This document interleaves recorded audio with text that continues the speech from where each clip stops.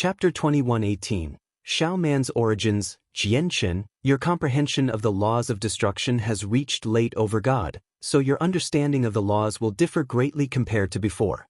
I'll show you how I use the laws of destructions as well as the trick to using laws, Kaya said to Jianchen. She felt happy for Jianchen seeing how he increased his comprehension of the laws of destruction to late over God in such a short amount of time. Kaya, you've exhausted yourself too much by leaving behind that imprint.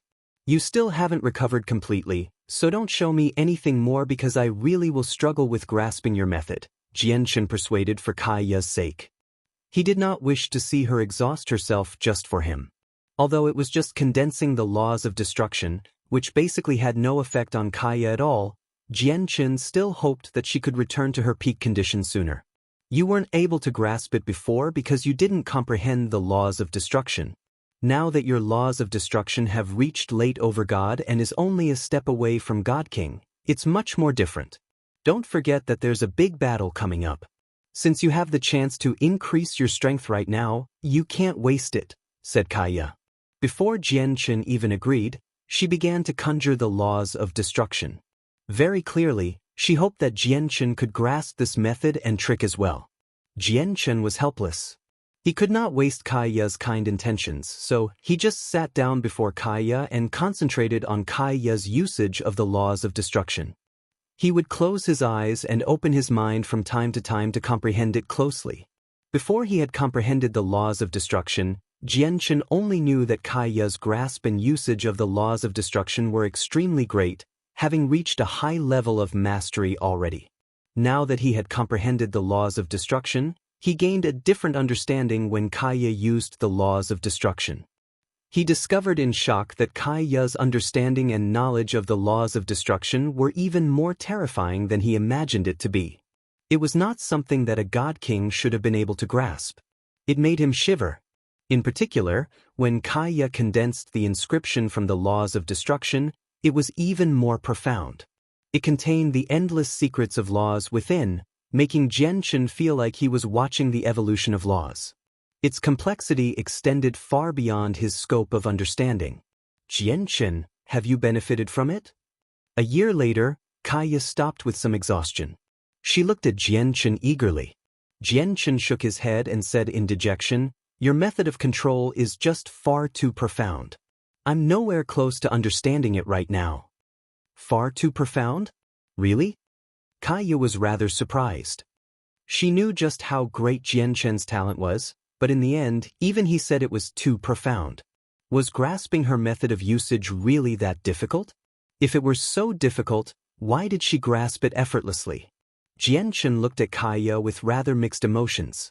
He knew that Kaya was probably the reincarnation of some great expert and was gradually recovering her former powers. Otherwise, it would have been impossible for her strength to shoot off even faster than a rocket after waking up from her slumber. Her usage of laws even surpassed all experts of the same level, where even he himself paled in comparison. Although the current Kaya was gradually recovering her powers, her memories showed no signs of returning. All she knew was everything that had happened in this life. There's not much time left in the decade the Neptunian Divine Palace is open. The lizard outside still hasn't left, so collecting fire divine crystals is not possible. Kaya, you should properly recover first. I think we'll be leaving here soon. I'll go check on Ziyun and Xiaoman first. There are some matters I must understand. Jianchen looked at Kaya deeply before vanishing silently. He used the power of the Anata Tower to teleport. When Jianchen arrived beside Ziyun and Xiaoman, they were not cultivating. Instead, Ziyun was explaining some matters about cultivation to Xiaoman seriously. The two of them immediately stood up when they saw Jianchen arrive. Their faces were filled with gratitude. Jianchen nodded at them with a smile and looked at Xiaoman. She had grown up some more over the years, and she was no longer the same little girl as the one on the spatial battleship. She had become a Saint Emperor as well and had almost broken through to the Origin realm. It had to be mentioned that Jianchen was not even a Heaven Saint Master when he was Xiaoman's age. Of course, the treatment he received back then was nowhere near as special as Xiaoman's. He came from a lower world lacking in resources, while she came from the abundant saints' world and had the personal guidance of a God King. They could not be compared. Miss Ziyun, there are some things I want to talk with you about alone, Jianchen said calmly before leaving with Ziyun. They left Xiaoman there by herself. Brother Jianchen wants to spend some time all alone with Sister Ziyun. Does he like Sister Ziyun? Xiaoman thought inside as she watched Jianchen and Ziyun leave. Her face lit up. Yep, it must be like that. Otherwise, why would Brother Jianchen help us time and time again? He must like Sister Ziyun. Moreover, Sister Ziyun is so pretty, so it makes sense for Brother Jianchen to like Sister Ziyun. Miss Ziyun, I want to learn about Xiaoman's origins. Of course, you don't need to worry at all. I have no ill intentions in asking. You should know that what happened with Xiaoman has already attracted the attention of many people. I need to know the exact reason for this, and only then will I be able to come up with a better plan to deal with the situation, said Jianchen. Xiaoman was too young. She did not know her parents as well as Ziyun, so he needed to ask Ziyun in order to look into this matter. Let me tell you what I know. Afterwards, Ziyun told Jianchen all the things she knew. Jianchen gained a rough understanding of Xiaoman's parents from Ziyun. He learned that Xiaoman's parents were a couple that seemed extremely old on the surface. They had lost all of their cultivation, and after passing on everything they knew to Ziyun, they passed away 1,000 years later. Before they departed, they left behind a few life-saving items of extraordinary quality and a Neptunian medallion, ordering Ziyun to take Xiaoman into the Neptunian Divine Palace no matter what. Jianchen sank into his thoughts after learning about Xiaoman's parents. Now, he was basically certain that Xiaoman's parents were related to the Neptunian Divine Palace, or they would not have ordered Ziyun to take Xiaoman into the Neptunian Divine Palace no matter what. They did that because they already knew that Xiaoman would be protected by the world within the Neptunian Divine Palace, where no one would be able to harm her as long as she remained in there. Even if Xiaoman's parents used to be disciples of the Taoist sect of Neptunia, there's no reason for their descendant to be protected by the Neptunian Divine Palace because this isn't a treatment that anyone can receive unless they're direct descendants of the master of the Neptunian Divine Palace. If Xiaoman's parents really are direct descendants of the master of the Neptunian Divine Palace, the master must have sent them out to protect his bloodline and also severed their connection through blood. That would explain how they survived the calamity of the sect. After all, the samsaric powers of the samsaric immortal exalt work through bloodlines and karmic connections. If he really wants to destroy a sect, no one will be able to survive. However, although the master of the Neptunian Divine Palace severed their connection through blood, he still failed to preserve them. Xiaoman's parents lost their cultivation completely because they were still tainted by some of the samsaric powers that spread to them through a sliver of their bloodline, and under its influence, they were gradually reduced to mortals, Jianchen analyzed secretly. The secrets to Xiaoman's origins gradually cleared up. Suddenly, an idea flashed through Jianchen's head. In that instance, he understood everything. The Neptunian moon. It's the Neptunian moon. I understand now. I finally understand now. The Neptunian moon never appeared after the Taoist sect of Neptunia was destroyed. Only when Xiaoman appeared was the yin and yang in the Neptunian Divine Hall restored, allowing the Neptunian moon to rise up. The appearance of the moon clearly means that the artifact spirit has awakened, allowing the world within the Neptunian Divine Palace to operate normally. There's a sunrise and a sunset as well as the radiance of the moon. It has become a proper world. The artifact spirit, on the other hand, was awakened by Xiaoman's bloodline. What secretly protects Xiaoman is clearly the laws of the world created by the artifact spirit. It's just that the artifact spirit of the Neptunian Divine Palace only awakened for a split second before falling back into a slumber. Otherwise, it would have been impossible for it to remain silent. Jianchen sucked in a deep breath. After understanding everything, he struggled to calm down. His emotions were upheaved. Now that he had realized all this, he naturally knew that the Neptunian Divine Palace and everything within it actually belonged to Xiaoman. Chapter 21:19. Seeing the light of day again, Ziyun's gaze was fixed on Jianchen's face. Looking at the rapid changes to his face, she was immediately interested. She asked, Jianchen, have you worked out something about Xiaoman? If you have, can you tell me? After all, I've watched Xiaoman grow up. I don't hope to see anything happen to her.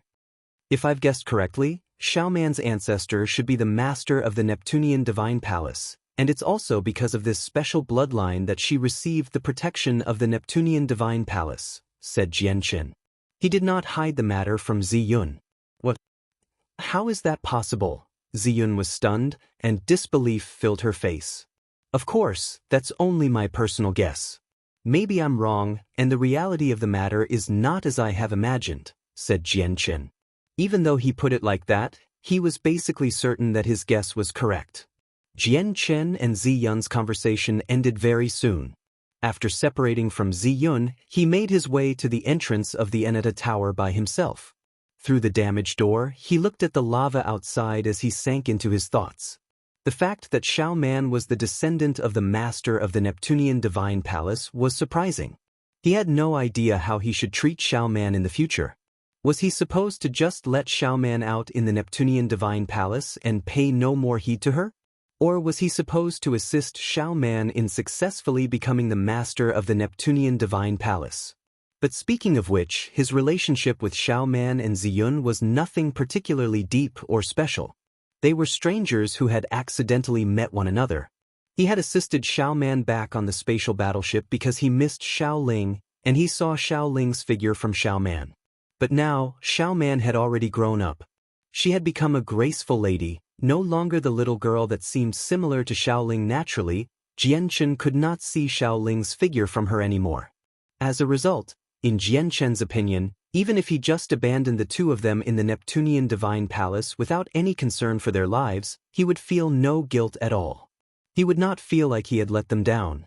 That was because he did not owe Xiaoman or Ziyun.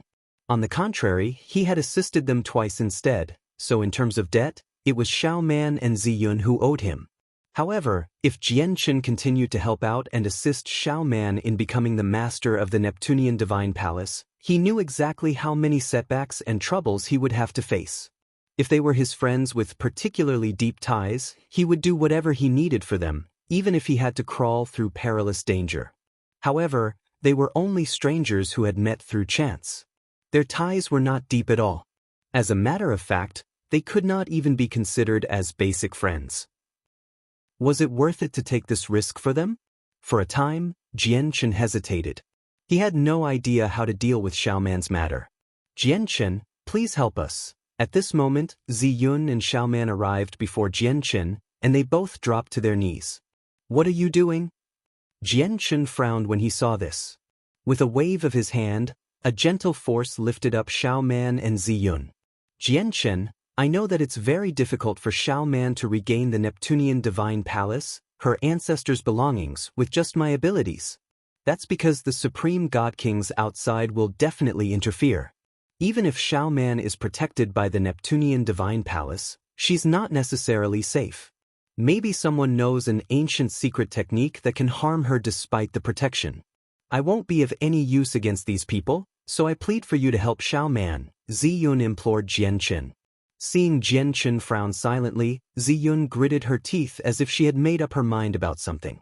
She said with determination, Jianchen, if you can assist Xiaoman in becoming the master of the Neptunian Divine Palace, I will belong to you in the future. With that, Ziyun blushed slightly, but her eyes remained fixed on Jianchen as if she wanted to see what he was thinking. To Ziyun's disappointment, all she saw was surprise, as if her condition of offering up herself did not interest Jianchen. It had to be mentioned that Ziyun was extremely pretty, enough to outshine the moon. Although she could not match up to Shangguan Mua, she was still a surprising beauty. Unfortunately, Jianchen was not a lustful person, so her charms were naturally useless. Brother Jianchen, if you help me become the master of the Neptunian Divine Palace successfully, I'll give you all the legacies and heavenly resources in here. I only want the Neptunian Divine Palace, my ancestors' belongings, so that it doesn't end up in the hands of other people. At this moment, Xiaoman raised her head and said bravely. Determination flooded her face. A gleam of light shone through Jianchen's eyes. All the legacies and heavenly resources in the Neptunian Divine Palace was an unimaginably tremendous amount of resources. It was indeed very enticing to him. Let's ignore the heavenly resources for now. Just the primordial realm legacies here are enough to let the Tianyuan clan develop rapidly. A light flickered through Jian Chen's eyes. He thought quickly, and after a while of contemplation, he said, "All right. Xiao Man, remember what you said. If I help you retake your ancestors' belonging, all the legacies and heavenly resources in the Neptunian Divine Palace will belong to me."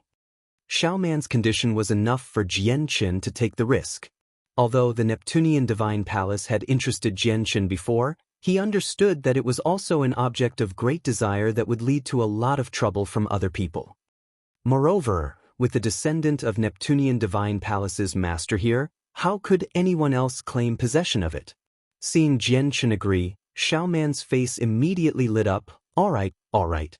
But brother Jian Chen, the legacies at the top floor should have come from my ancestors, so I can't give those 3 to you. I can give up all the other ones though. Sure. Then let's do that, Jian Chen agreed without any hesitation. The legacy of Grand Primes did not interest him because they were useless to him. As long as he could obtain the legacies from the Chaotic Primes and Infinite Primes, it would be enough for the Tianyuan clan. In an extremely remote, inconspicuous corner of the 8th floor, a head silently poked out of the scorching lava. Due to being covered in lava and being only a single head, it was extremely well hidden in the sea of lava. It seemed like it was a part of the whole place, making it very difficult to discover. At this moment, the head suddenly opened its eyes. What kind of eyes were they? They flickered with a cold light, where its gaze was sharp like a sword. It was difficult for people to stare right at them. First, the pair of sharp eyes observed the surroundings cautiously. After confirming that no one else was in the surroundings, the head began to slowly rise out of the lava. All of this happened silently, without creating a disturbance at all. He did not even create any waves in the thick lava. He was just like a ghost. In the blink of an eye, a slender man had emerged silently. Now, he stood on the surface of the lava. Upon closer inspection, the person did not wear anything protective at all. He completely relied on his tough body to endure the terrifying heat from the lava. The terrifying lava that could make countless supreme god kings pale, where even many primordial realm experts would not dare to come in contact with it easily, seemed to pose no threat to him. Fortunately, there was no one around, or it definitely would have led to a huge uproar in the Neptunian Divine Palace. To no surprise, the person who had emerged from the lava was Jian Chen. With a wave of his hand, a fist-sized tower suddenly flew out of the lava. It fell into the center of his palm. He looked at the depths of the lava fearfully and sighed in relief inside. He thought, fortunately, that gigantic lizard didn't follow us up.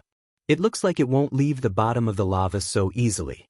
And that's the exact reason why no one has discovered it until now. Several years have passed in a blink. I wonder what the situation is like in the Neptunian Divine Palace now. I need to find someone to ask about it and understand the situation before doing anything else. With a slight movement, Jian Chen vanished. He had left without any traces. Chapter 2120, Proceeding to the 12th floor, just as I had expected. There really are a lot of god kings gathered on the 8th floor. Although they've all concealed their presences, I can still vaguely feel their strength. There are probably quite a few supreme god kings. In the distance, Jian Chen sat at the foot of a mountain, hiding behind a huge boulder. He looked far away sternly. In order to remain hidden, he did not use the senses of his soul. He just used his vision. A large group of god kings sat high up in the air in the distance. They did not notice Jian Chen's existence. Even if Jian Chen was standing very close to them, they would have never imagined that someone would stand at the foot of a volcano here. This was because every inch of the volcanoes here was terrifyingly hot, where even Supreme God King would not be able to endure it. Jian Chen did not dare to stay for long. He left very soon. Using the many volcanoes as a cover, he silently left the 8th floor. No one noticed any traces of him, including Ming Dong. On the 9th floor of the Neptunian Divine Palace, a bare-chested, burly man in only shorts flew through the air leisurely. He seemed to hurry off mindlessly as he observed the surroundings with interest, viewing the scenery along the way. "Sir, I've been in seclusion for many years, and I've only just emerged. May I ask if anything interesting has happened in the past few years? At this moment, the burly man in shorts with muscles that seemed to be filled with explosive power stopped an early god king. He clasped his hands after tossing out a small pile of supreme-grade divine crystals.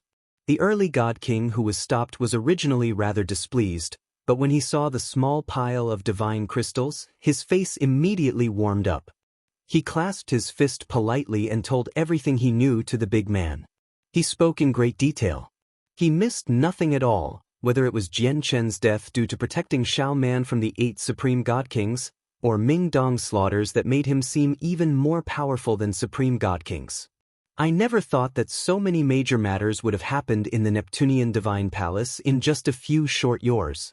Thank you for telling me. The bare-chested man directly left after learning about everything. However, he did not travel too far away. Instead, he gradually came to a halt after leaving the early god king. He turned his head towards the 8th floor as his face was filled with evident joy and excitement. I never thought Ming Dong would come to the Neptunian Divine Palace as well. Moreover, he's on par with supreme god kings. No wonder the heads of the supreme god kings I found at the bottom of the lava below just happened to match the people who worked against me. And I had originally thought they encountered some extremely powerful enemy that beheaded them. Turns out the 2 of them were actually killed by Ming Dong. 4 of the 8 supreme god kings who worked against me have been killed by Ming Dong. He even chased Song Ying to the 8th floor. I never thought Ming Dong would have already become so powerful. He has even surpassed me. It looks like I need to work hard as well. The man laughed from the bottom of his heart. He clearly seemed to be at ease. The burly man was Jian Qin in disguise. Not only did he alter his appearance, but he had even changed his stature through his control of the chaotic body. Ming Dong is in the Neptunian Divine Palace right now, but it's not convenient for me to meet him at the moment, just in case I cause trouble for him. Even if he's powerful now, he won't be able to deal with these dangers. Jian Qin calmed down very soon. After some thought, he shot off with lightning speed, disappearing in the blink of an eye. Before long, Jian Qin stopped in an extremely remote region. With a single thought, the Anata Tower immediately flew out. Under his control, the tower landed on the ground gently, and a nervous and eager Xiao Man emerged. However, to Jian Chen's surprise, the protective power did not reappear when Xiao Man appeared in the Neptunian Divine Palace again.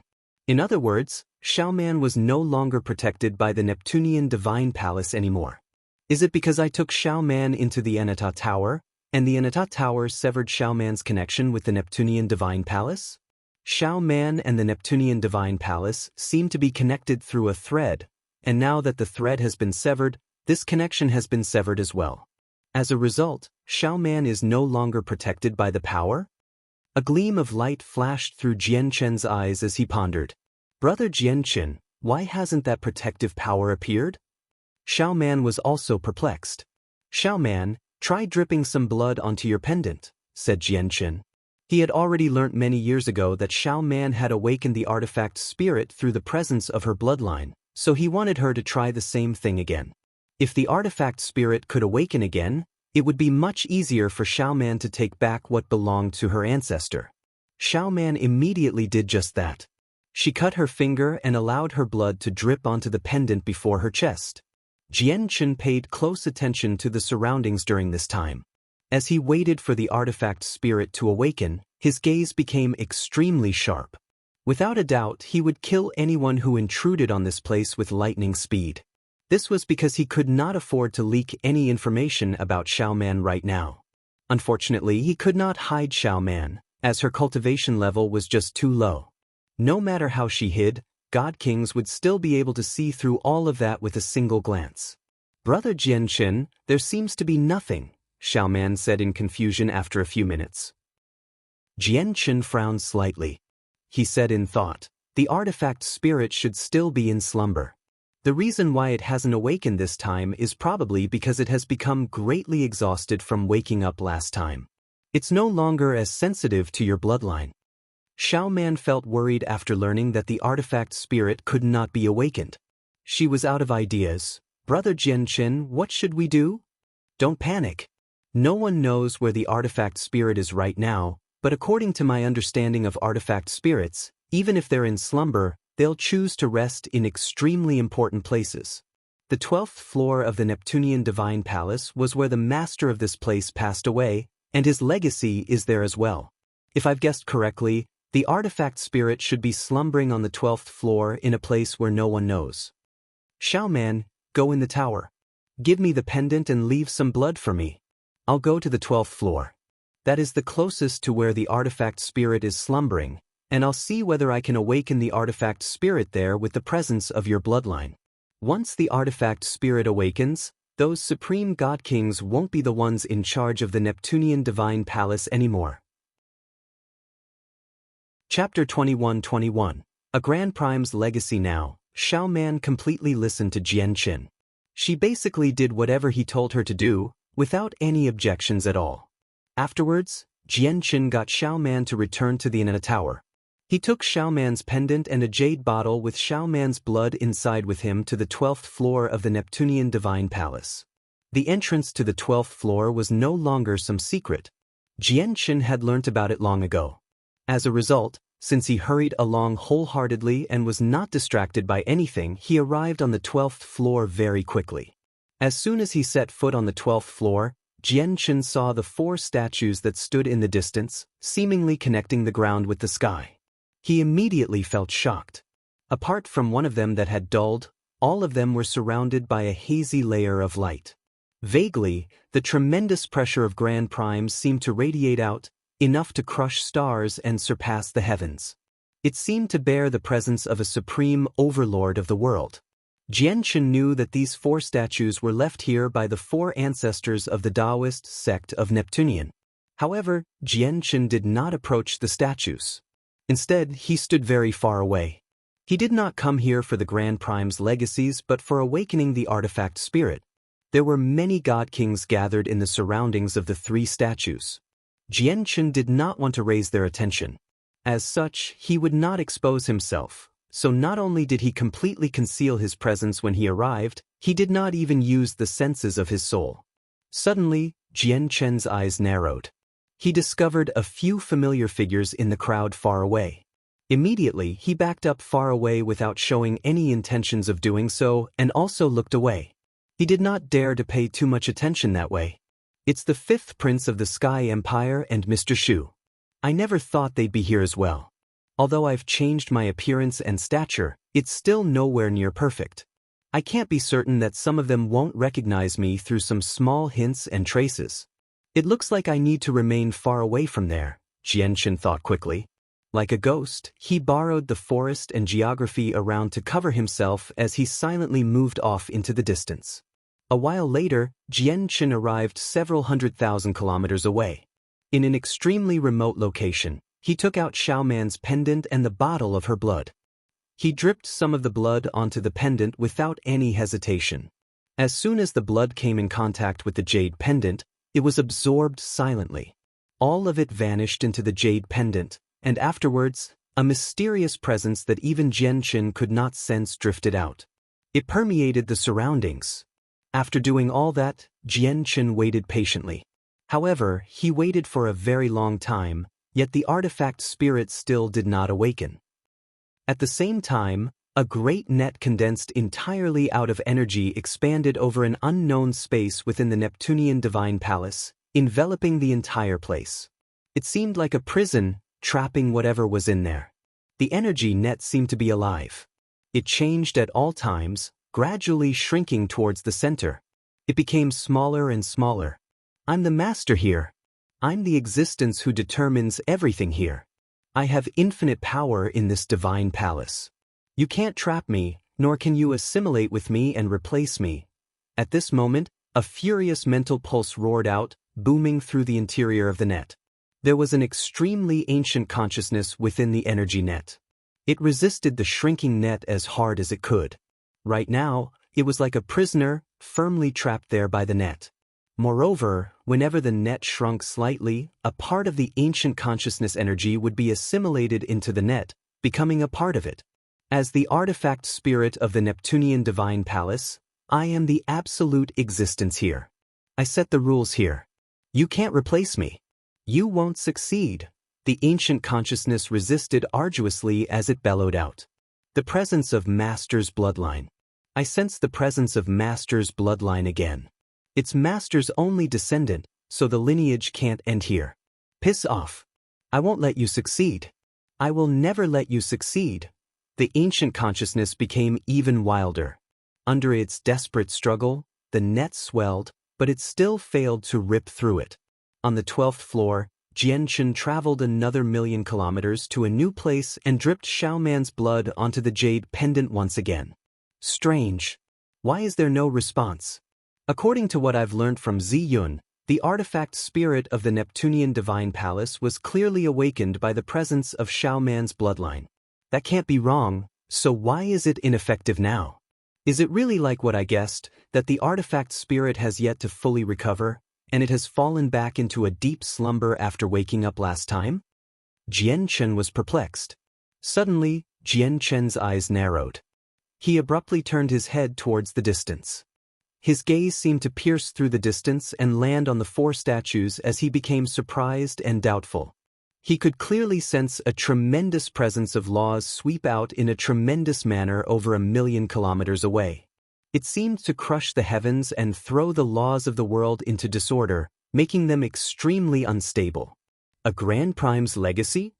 A thought flashed through Jianchen's head. After some slight consideration, he gave up on awakening the artifact spirit for the time being. He flew towards the 4 statues. With Jianchen's speed, he crossed the distance very quickly.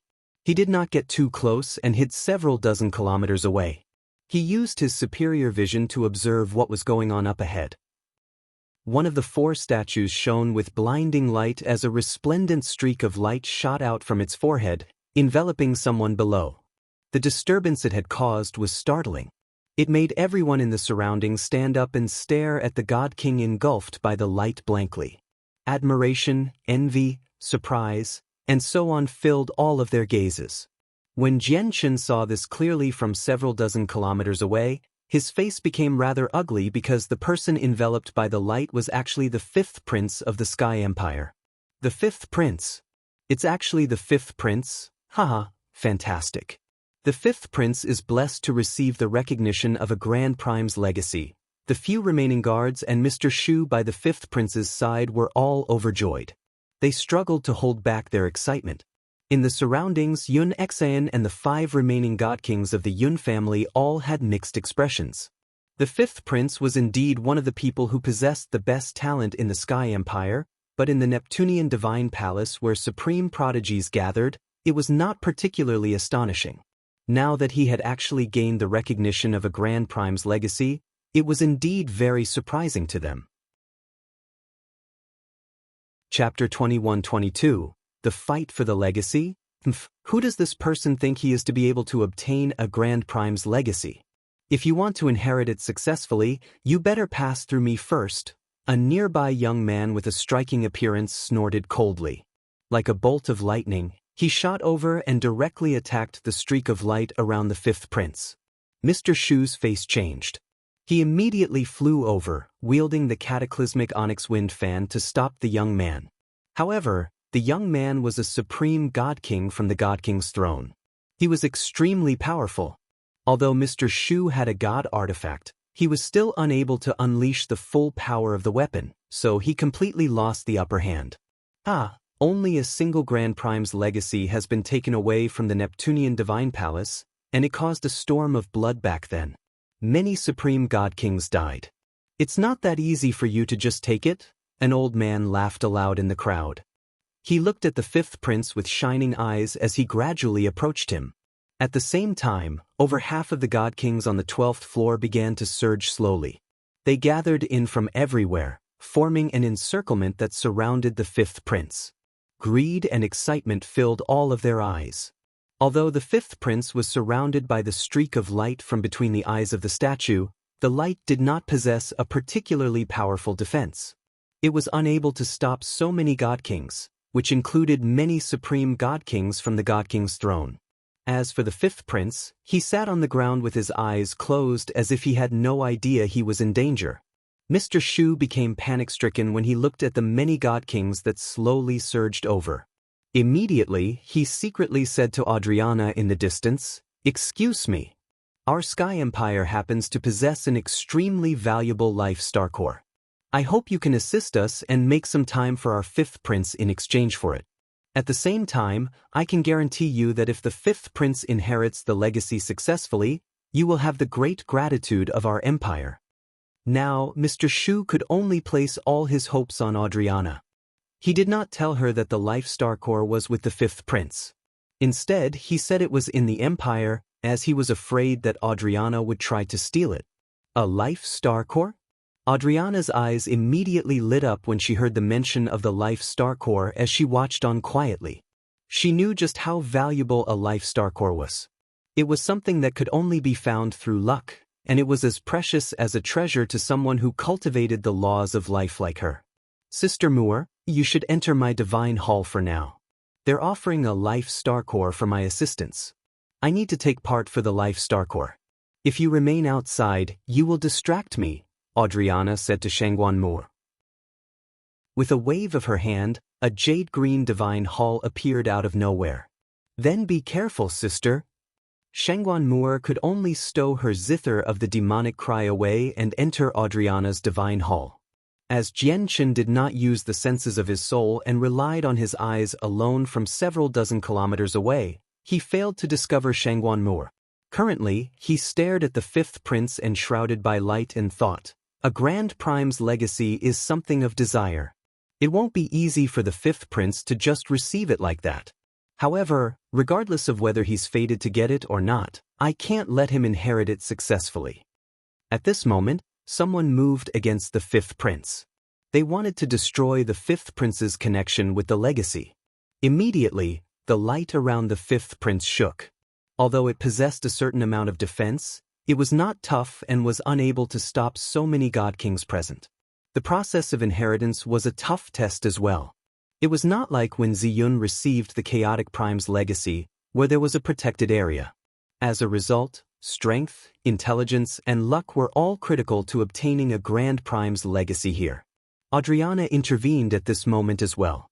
She became shrouded in green light as she gave off a heavy presence of life, arriving before the fifth prince with a tremendous presence. She said calmly, "I have no intentions of becoming enemies with you all. It's just that I need to take part and stop you for a while so that there is no interference to this person's process of inheriting the legacy." As soon as they saw Adriana take part, many god kings on the 12th floor became filled with angst. This even included some supreme god kings. However, this angst lasted for just a split second.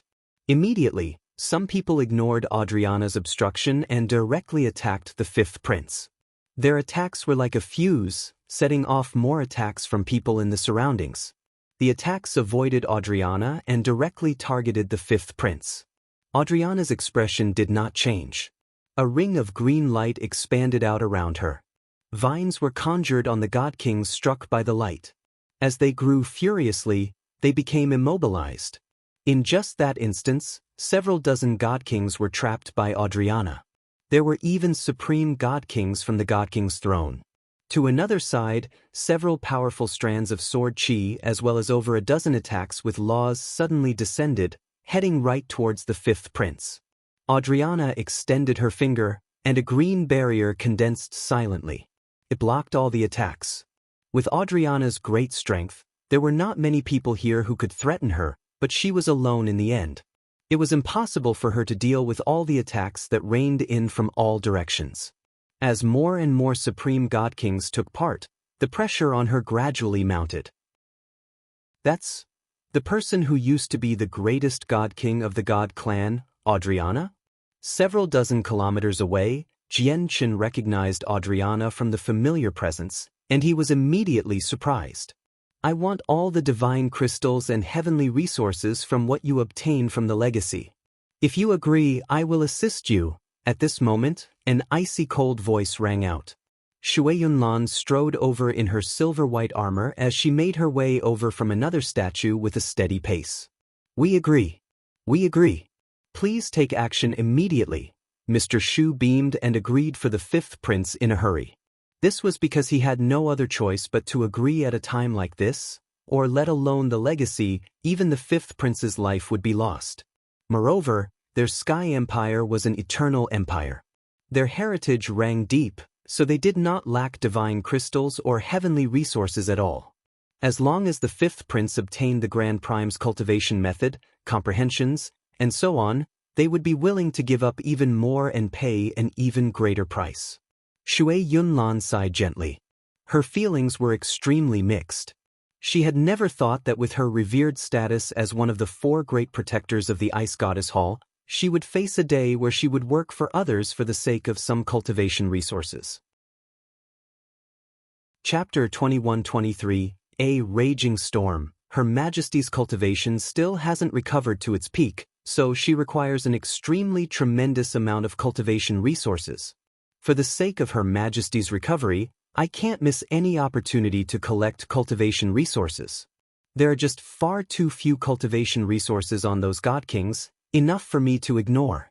However, the belongings of a Grand Prime from the Taoist sect of Neptunia in the past must be bountiful. I must obtain the resources, thought Shui Yunlan. She strode through the air and made her way over from another statue slowly. Although she did not give off a shocking presence, many God Kings felt a mountainous pressure with her approach. At that moment, over half of the God Kings discovered in shock that their hearts beat to the same rhythm as Shui Yunlan's steps. It was as if every single step she took landed on their hearts, pressuring them. It was a horrible feeling. It was also as if their hearts were being led astray by Shui Yunlan, beating rhythmically to her steps. She's actually taking action? Who is this? Why do I feel like she's even more terrifying than facing a primordial realm expert? Seeing how Shui Yunlan was about to take action, even more people became filled with angst.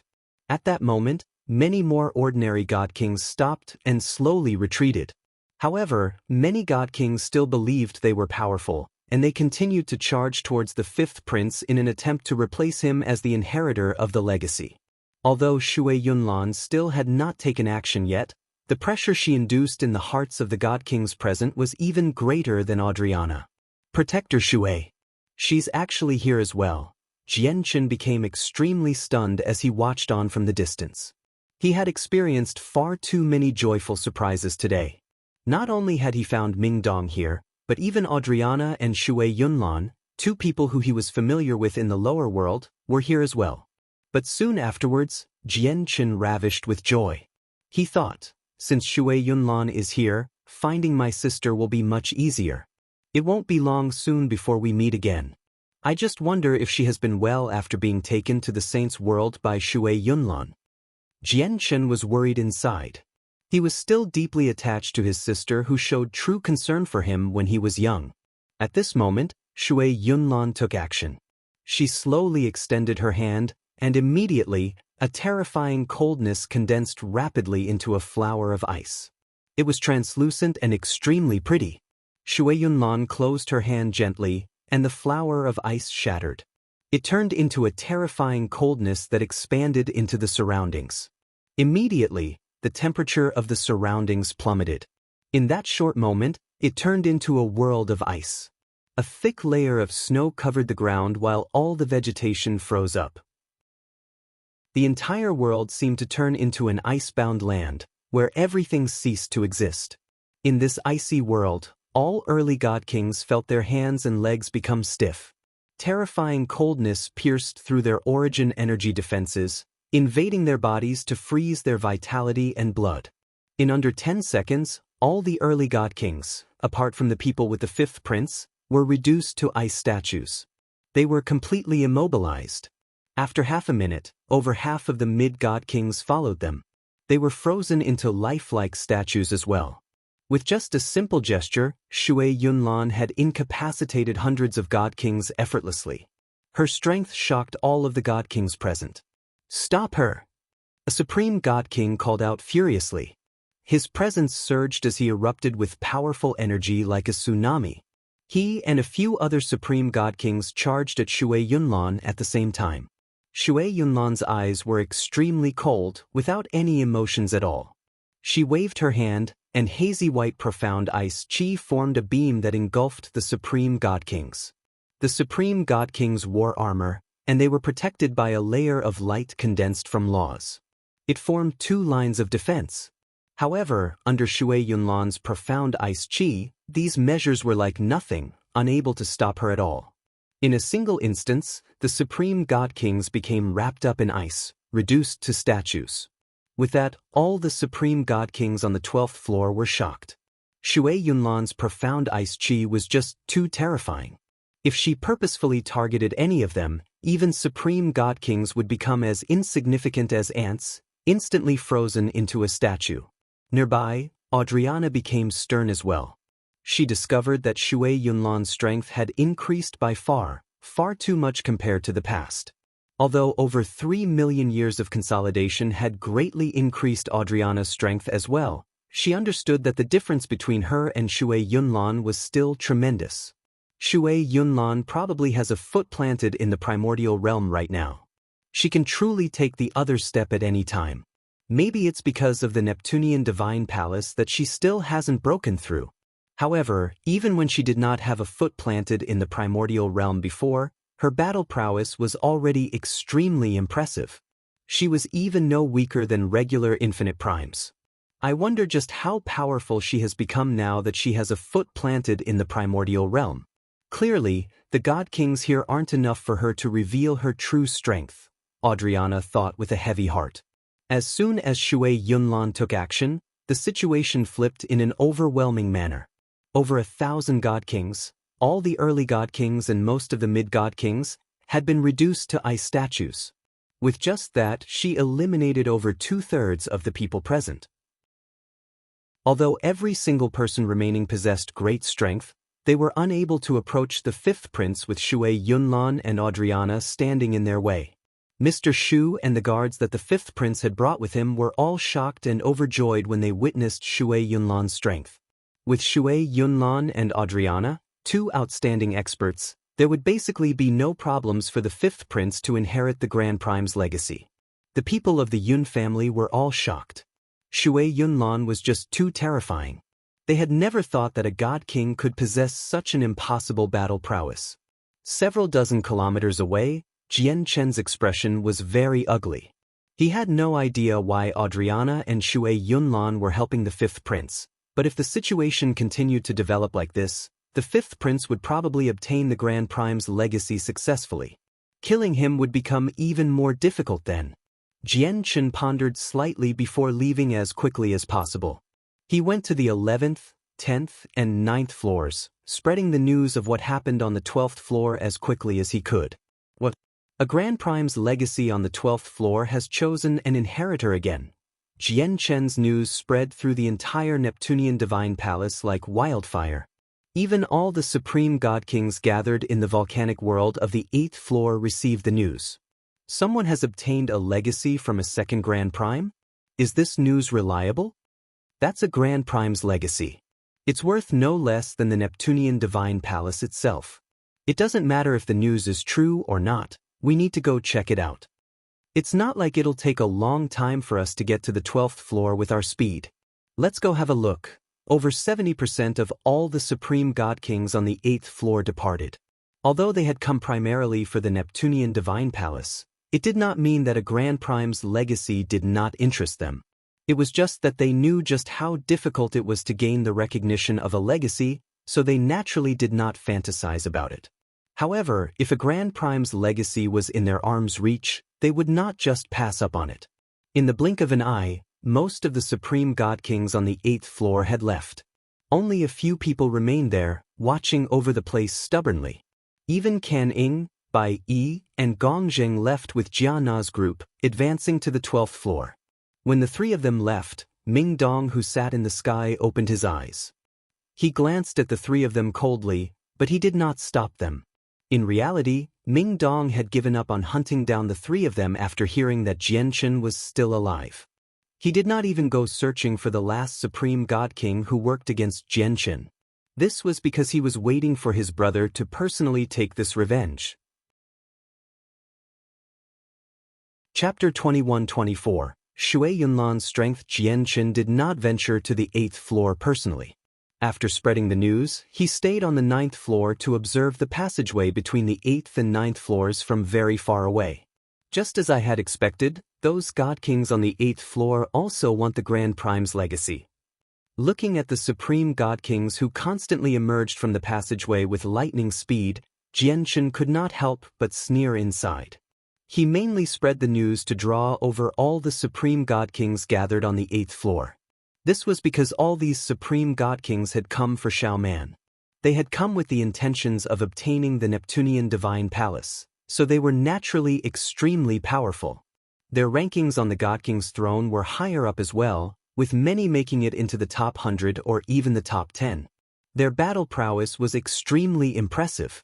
Although there were also Supreme God Kings from the God King's throne on the 12th floor, they all ranked towards the bottom.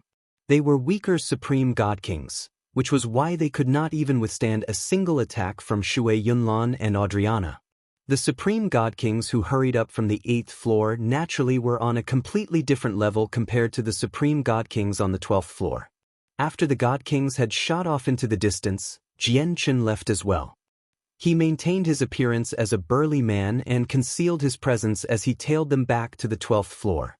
When Jianchen arrived on the 12th floor again, powerful storms of energy were wreaking havoc. Terrifying pressures filled the surroundings, giving people a feeling that the sky was collapsing. A portion of the Supreme God Kings who had hurried up from the 8th floor had already joined the battle, causing the fight there to become particularly intense. It was truly devastating, enough to make the world wail out in pain. It seemed like the end of the world. As expected, the Supreme God Kings from the 8th floor were extremely powerful. Every single one of them possessed the right to reign among God Kings. Together, they actually managed to keep Adriana and Shui Yunlan locked in combat, unable to break free from it. Adriana shone with resplendent green light with a presence brimming with life. The dense laws of life revolved around her, causing her to become indestructible. Many Supreme God Kings even struggled to injure her. This was because she grasped the laws of life. Her life force was just too great, where it was difficult for her to become injured unless she faced an opponent on a similar level. Adriana stopped over 30 Supreme God Kings all by herself. However, Adriana was benevolent. Against these God Kings, she only fended them off or kept them busy. She did not act viciously and harm any of them. To the other side, Shui Yunlan seemed cold-blooded and merciless compared to Adriana's benevolence. Coldness permeated her surroundings, turning the surroundings into a world of ice. Her eyes were extremely cold, making her seem like a god of slaughter. She did not go easy on them, having injured many Supreme God Kings already. If it were not for the fact that they fled fast enough and there were other opponents who kept her busy, they probably would have died under Shui Yunlan's hands already. This woman appeared on the 8th floor before. She stood on the lava without any assistance from foreign forces. I never thought she'd be so powerful. Who is this? She is actually managing to stop so many Supreme God Kings all by herself, and she seems like she's doing it with ease. Clearly, she is still holding back some strength. Moreover, there are quite a few deviants who rank in the top 100 who are fighting her. The coldness she controls is just too terrifying.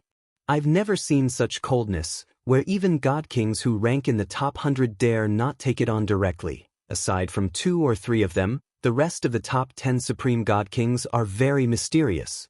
The information on them is just too limited, making it impossible to guess her identity. Maybe the woman is the God King who ranks first, Qing Shang. Impossible. The God King who ranks first, Qing Shan, belongs to the martial soul lineage. He uses martial soul force. Although I haven't personally seen what martial soul force is like, it clearly isn't this cold power. In the distance, there were still many Supreme God Kings from the 8th floor who had not taken part. They stood in the distance and watched on as they sighed in amazement. Shui Yunlan's great strength had startled them all. Angst or grimness filled their eyes. 5th Prince, you have to succeed. You have to. In the distance, Mr. Shu stared at the 5th Prince who was enveloped by the light as he felt extremely nervous inside. He had already separated himself from the battle with the guards and the people of the Yun family. He used the cataclysmic onyx wind fan to protect everyone. This was because this battle was not something he could intervene in. You won't succeed. You will never succeed. That's right. There are so many supreme god kings here, so they won't just watch you obtain the legacy, Yun Xen repeated in her heart. She was cursing him. She had secretly sworn that she would take revenge for Jianchen, so she naturally did not wish to see the fifth prince succeed. She even hoped that the fifth prince would just die here. Suddenly, the might of a god artifact appeared. A supreme god king wielded a huge mace and swung it towards Shui Yunlan with the special energy pulses of a god artifact. Shui Yunlan's gaze did not change at all. There was no panic. Her soft, white hands were covered by a thin layer of translucent ice as she directly struck out with her palm. The palm strike possessed an elated presence and a bearing like it reigned supreme in the entire world. Boom! With that sound, the Supreme God King's God artifact was knocked away by Shui Yunlan's strike.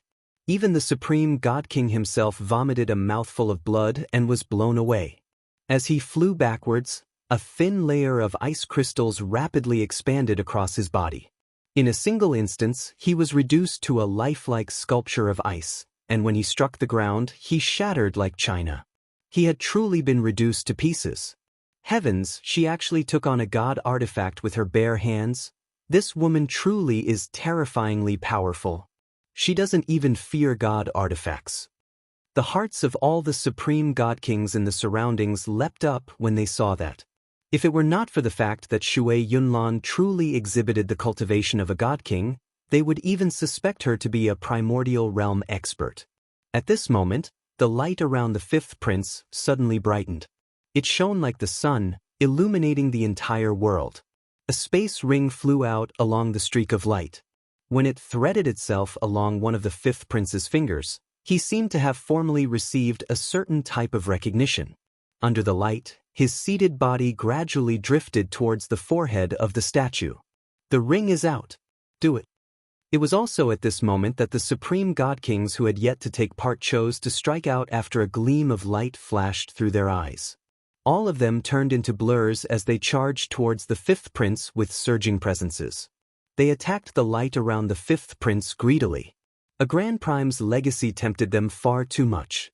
Even with Shui Yunlan and Adriana blocking them, they did not shy away at all. Immediately, with the entry of all the supreme god kings, the battle shockwaves reached a whole new level. It was extremely violent. There were just far too many supreme god kings. There were several hundred of them and even several dozen from the top 100 on the God King's throne, so even Adriana and Shui Yunlan were unable to stop them all. All the supreme God Kings arrived before the barrier of light, and their attacks made it shake violently. Although the streak of light from between the statue's eyes possessed a certain level of defense, it was not too powerful. It was unable to last for very long at all under the attacks of so many supreme god kings. However, the light currently guided the fifth prince towards the forehead of the statue. Although he did not move quickly, he was definitely not slow either.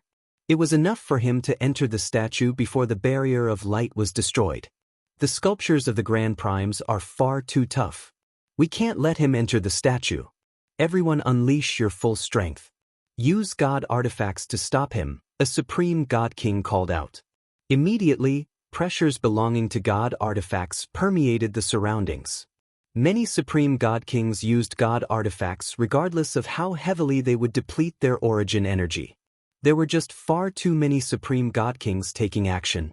Even though Adriana and Shui Yunlan possessed unmatched battle prowess, they could not match up to them. Immediately, waves of powerful attacks from various god artifacts struck the barrier of light around the fifth prince, causing it to tremble violently and show signs of shattering. By now, the fifth prince had already arrived before the forehead of the statue under the guidance of the light. He was about to enter the statue successfully. He abruptly opened his eyes at this moment. They were filled with evident joy and excitement. He glanced around and looked at the supreme god kings who were originally indomitable in his eyes. When he saw them charge towards him enviously, wanting to take his fortuitous encounter for themselves greedily, he felt satisfied inside. He could not help but laugh aloud. Haha, this is my destiny. I'm blessed by the heavens, which is why I have this fortuitous encounter. It belongs to me, and it's my way to rise up. Everyone, you better stop fighting for it. You can't deny fate. You can't." The fifth prince laughed at the sky. He knew that it was already set in stone he would obtain the Grand Prime's legacy. All the supreme god kings in the surroundings were unable to stop him because the light around him could last for another 10 seconds, while he only needed to take a step to enter the statue. The fifth prince turned around gracefully as he laughed aloud. He looked at the forehead of the statue that was only inches away. In his eyes, there was a vortex there that contained powerful pulses of space. He knew he only needed to step into the vortex, and he would be teleported into the statue, perhaps taken to an unknown space created by the Grand Prime. No one would be able to disturb him there. The fifth prince raised his foot complacently as he was about to step in. However, at this moment, the gloomy 12th floor that only had hazy moonlight suddenly lit up completely, like it had become daytime. 2 strands of finger-sized sword chi shone resplendently like the sun. They radiated with sword intent that frightened all the supreme god kings as they formed a line, one at the front and one at the back, shooting towards the fifth prince. At that critical moment, Jianqin, who had always remained hidden, moved. He would never just watch the fifth prince enter the statue, so in the final moment, he shot out 2 strands of profound sword chi without any hesitation. Moreover, his 3rd strand of profound sword chi was prepared as well, ready to be used at any time. The profound sword chi moved with unbelievable speed. They overcame the limits of time and space, arriving before the fifth prince in a split second. Before the fifth prince could even react, the 1st strand of profound sword chi had struck the barrier of light. Immediately, the barrier of light shook even more violently. It had already withstood the attacks of all the supreme god kings, so it was nearing collapse. Now that it endured a strand of profound sword chi, it immediately became riddled with web-like cracks. Afterwards, the 2nd strand of profound sword chi struck the barrier of light as well, immediately causing it to shatter loudly. The 2nd strand of profound sword chi did not disperse after that. Although most of its power was consumed, a 1/3 of it still remained as the profound sword chi dulled. However, it did not slow down at all. With just the remaining 1/3 of its power, it shot into fifth prince's forehead as a streak of light. Arg! The fifth prince immediately emitted a painful shriek. The muscles on his face twisted as his soul was injured. Moreover, as the barrier of light around him had shattered from the profound sword chi, he had lost its guidance. As a result, he could no longer remain in the air. He fell out of the sky in horrible shape. This was because no one was able to levitate around the Grand Prime statues. Without the protection and guidance of the streak of light, the fifth prince was naturally unable to maintain the same height as the statues. All of this had happened in an instant. Only a split second had passed from when Jianqin shot out the 2 strands of profound sword chi to when they shattered the streak of light and injured the fifth prince's soul. This was because the strands of profound sword chi were just too fast. They were so fast that basically all the supreme god kings around were unable to react. What was that? The white light seemed like 2 strands of sword chi, but it doesn't seem like it at the same time. It was just too fast.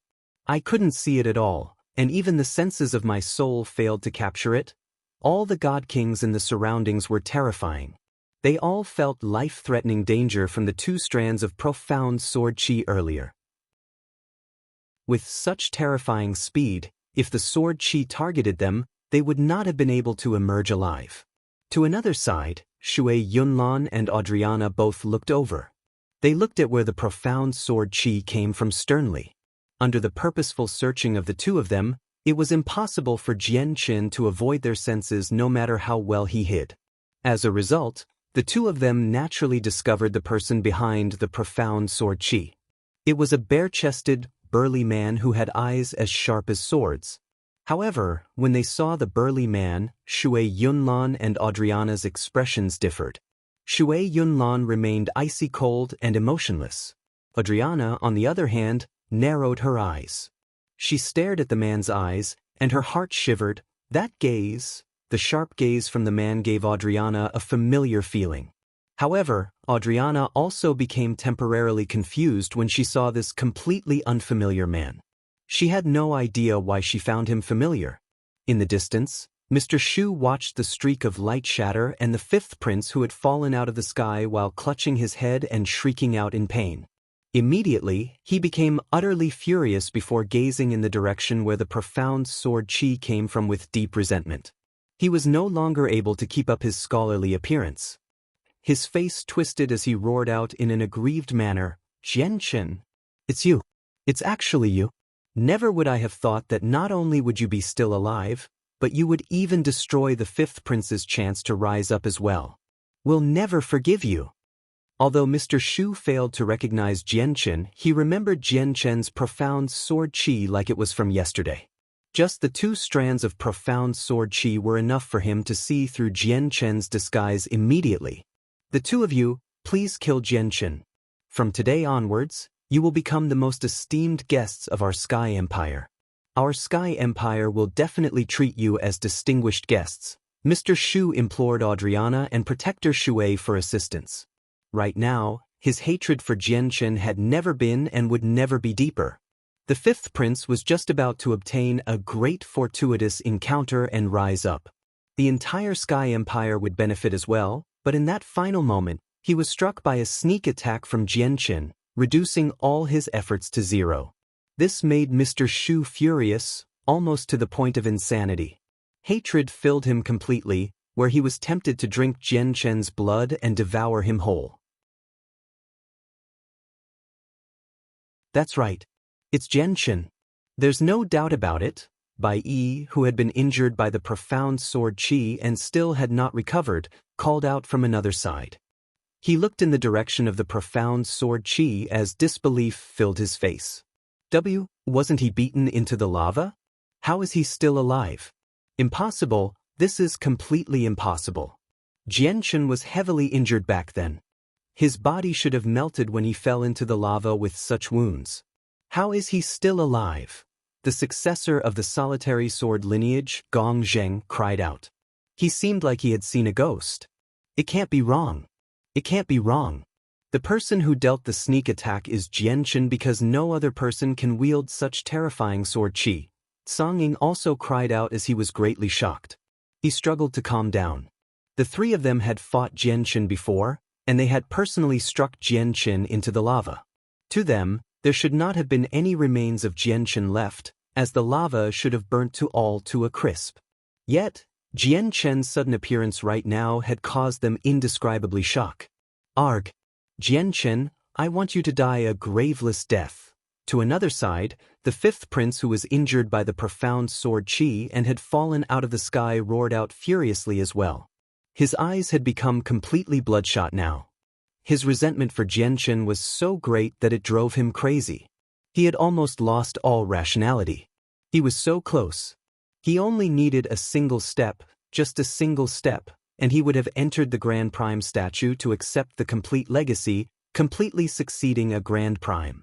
Even all the Supreme God Kings could only watch from outside, unable to do anything to him. However, Jianchen's actions transformed his distance from the Grand Prime's legacy from a step away to unreachable. There was no more hope left for him to obtain it. This filled the fifth prince with rage, almost to the point where he lost his mind. He had basically been forced out of heaven and into hell. The tremendous change was something he struggled to accept. What he struggled to accept even more was that the person behind all this was actually Jianchen. Adriana and Shui Yunlan stopped fighting. They both looked in Jianchen's direction as the light in their eyes flickered. No wonder I found his gaze rather familiar. Turns out it's Jianchen. I never thought he'd emerge from the lava. Adriana smiled faintly. She had never thought that the almost impossible mission the war god had given her would be completed so easily. Jianchen? Is it really him? His presence is hidden, so I can't tell. But since so many people have confirmed it, it can't be wrong. It looks like there's hope of me finding Mo Tianyun. Shui Yunlan rejoiced under her helmet before directing her gaze towards the fifth prince. Or more accurately, she directed her gaze towards the space ring on the fifth prince's finger. The space ring had flown out from the statue's forehead. Its value was unimaginable. I have already taken action and assisted you. According to the agreement, all the divine crystals and heavenly resources among the Grand Prime's belongings are mine now. Shui Yunlan's icy voice rang through the 12th floor. She completely ignored Mr. Shu's furious roars that demanded her to kill Jianqin. She did not wait for the 5th prince to agree either, as she directly conjured an icy hand towards the 5th prince. When Shui Yunlan moved, the supreme god kings in the surroundings did not sit around idly either. They all struck out and charged towards the 5th prince for the space ring on his finger. Moreover, the eyes of some supreme god kings shone brightly. They ignored the 5th prince's space ring and instead looked at the 5th prince's head. His soul had caught their eyes. Of course, not everyone charged at the 5th prince. More than half of the supreme god kings rapidly approached where Jianqin stood without any hesitation after learning his identity. Adriana no longer fought. She looked at the enraged Mr. Shu and said, "I've already made time for your 5th prince. He failed to obtain the complete legacy as he wished in the end, but all you can blame is the 5th prince's destiny. I will be visiting your Sky Empire for the Life Starcore." With that, Adriana charged towards Jianqin rapidly. She could already tell that Jianqin seemed to be in a bad situation after his identity was exposed. In the distance, the middle-aged man that Jianqin had transformed into turned into a blur, flying towards the exit off the 12th floor as quickly as possible. He had expected the profound sword chi to expose his identity. However, there was nothing else he could do if he could stop the 5th prince from obtaining the Grand Prime's legacy. Moreover, he had been ready to retreat long ago. "Quick! Stop Jianqin! He's fleeing to the 11th floor. Since he's still alive, the girl must be with him. We have to capture him this time." Behind, the supreme god kings all called out. In their eyes, Jianqin was crucial to whether they could obtain the Neptunian Divine Palace. As a result, they could not let him go no matter what. However, some of them hesitated slightly. Although they also chased after Jianqin, they clearly did not seem as determined as others. First young master, Jianqin is a close brother of Mingdong, and Mingdong is connected to the heavenly palace of Bisheng. What should we do? Our target is only the girl and not to become enemies with Jianqin. This is an open and fair competition. The supreme god kings gathered on the 12th floor had split into 2 groups now. One group charged towards the 5th prince for his space ring, while the other group pursued Jianqin. To the other side, the 5th prince watched the huge, icy hand rapidly extend towards him and the supreme god kings who charged over from the surroundings. He could not help but laugh aloud madly. "You're dreaming if you want my fortune."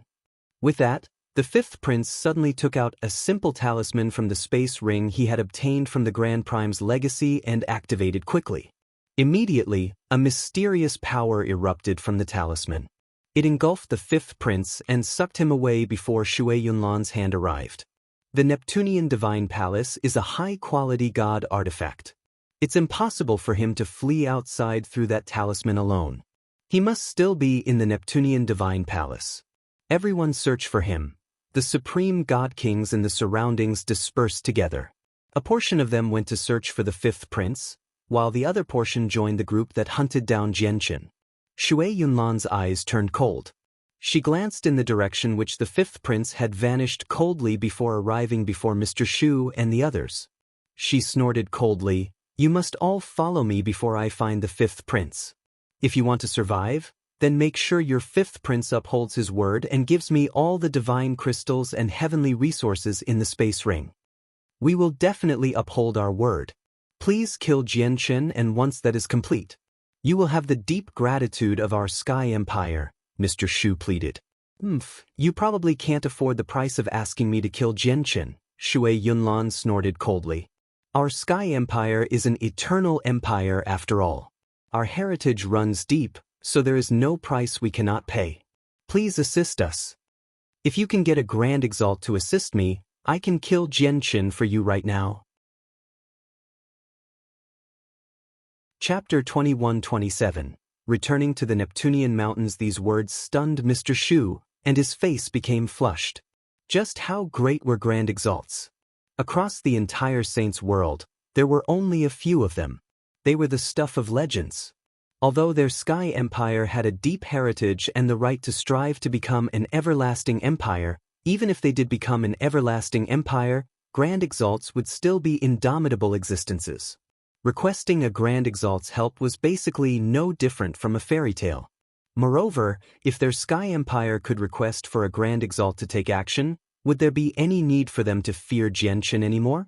Let alone the fact that Jianchen would not be able to pose a threat to them in the future, but even the supreme prodigies would not have been bold enough to attack the fifth prince as he was receiving the legacy. At this moment, a thin layer of ice crystals rapidly expanded on Mr. Shu's body. In just a split second, he was reduced to an ice sculpture. Mr. Shu was not the only one that had been frozen. Even the remaining guards and the people of the Yun family had all been immobilized by Shui Yunlan. Even Yun Xian failed to avoid such a fate. Although they were god kings and Mr. Shu even wielded a god artifact, Shui Yunlan was just too powerful. Mr. Shu and the others were unable to put up any resistance against her. I won't harm your lives.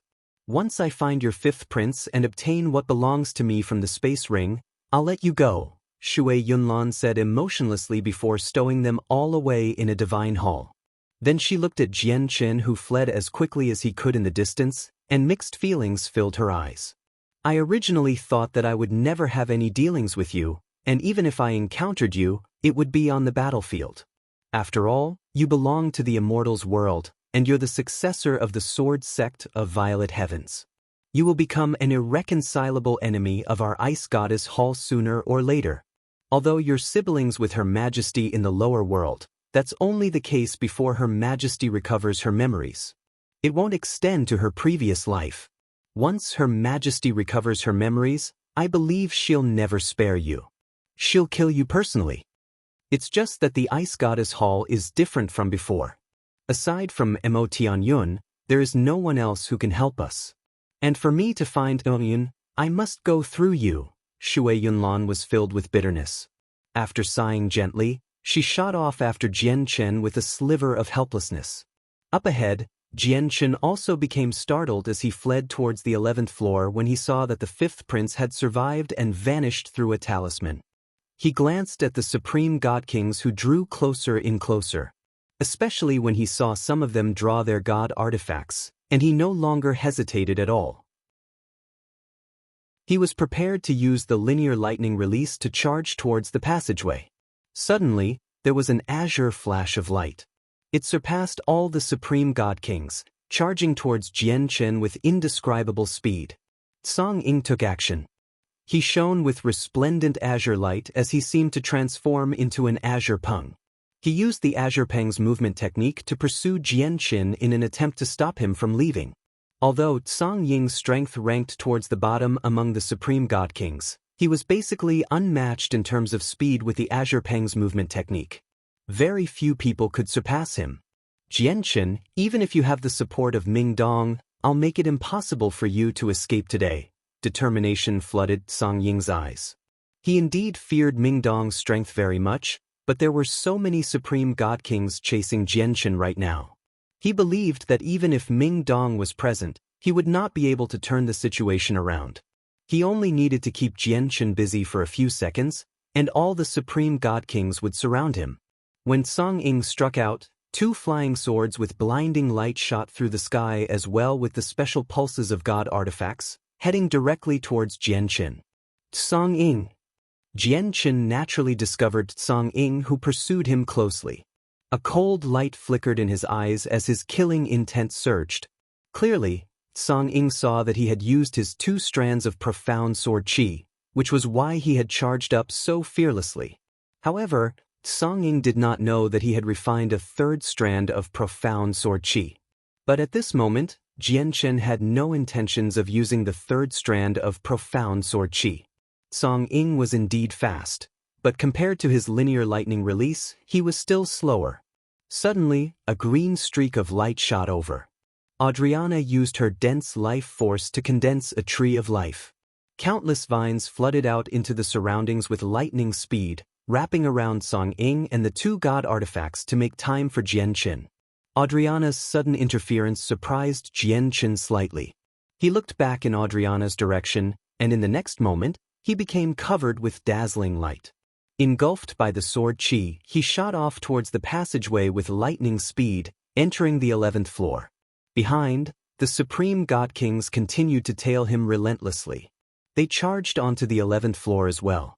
Jian Chen had completely vanished through the use of the linear lightning release as soon as he reached the 11th floor, escaping the range of the senses of God King's soul. However, he could not help but leave behind some traces. There's the slightest presence of sword chi in the air. He moved this way. He's going to the 10th floor. Follow him. We can't let him leave the Neptunian Divine Palace. The Supreme God Kings called out as they pursued full speed ahead according to the traces left behind by Jian Chen. Unsurprisingly, Shui Yunlan and Adriana were among them as well. They were at the very front. Adriana, go chase down Jian Chen and stow him away in your divine hall. He'll be much safer like that. I'll make time for you, Shui Yunlan told Adriana suddenly.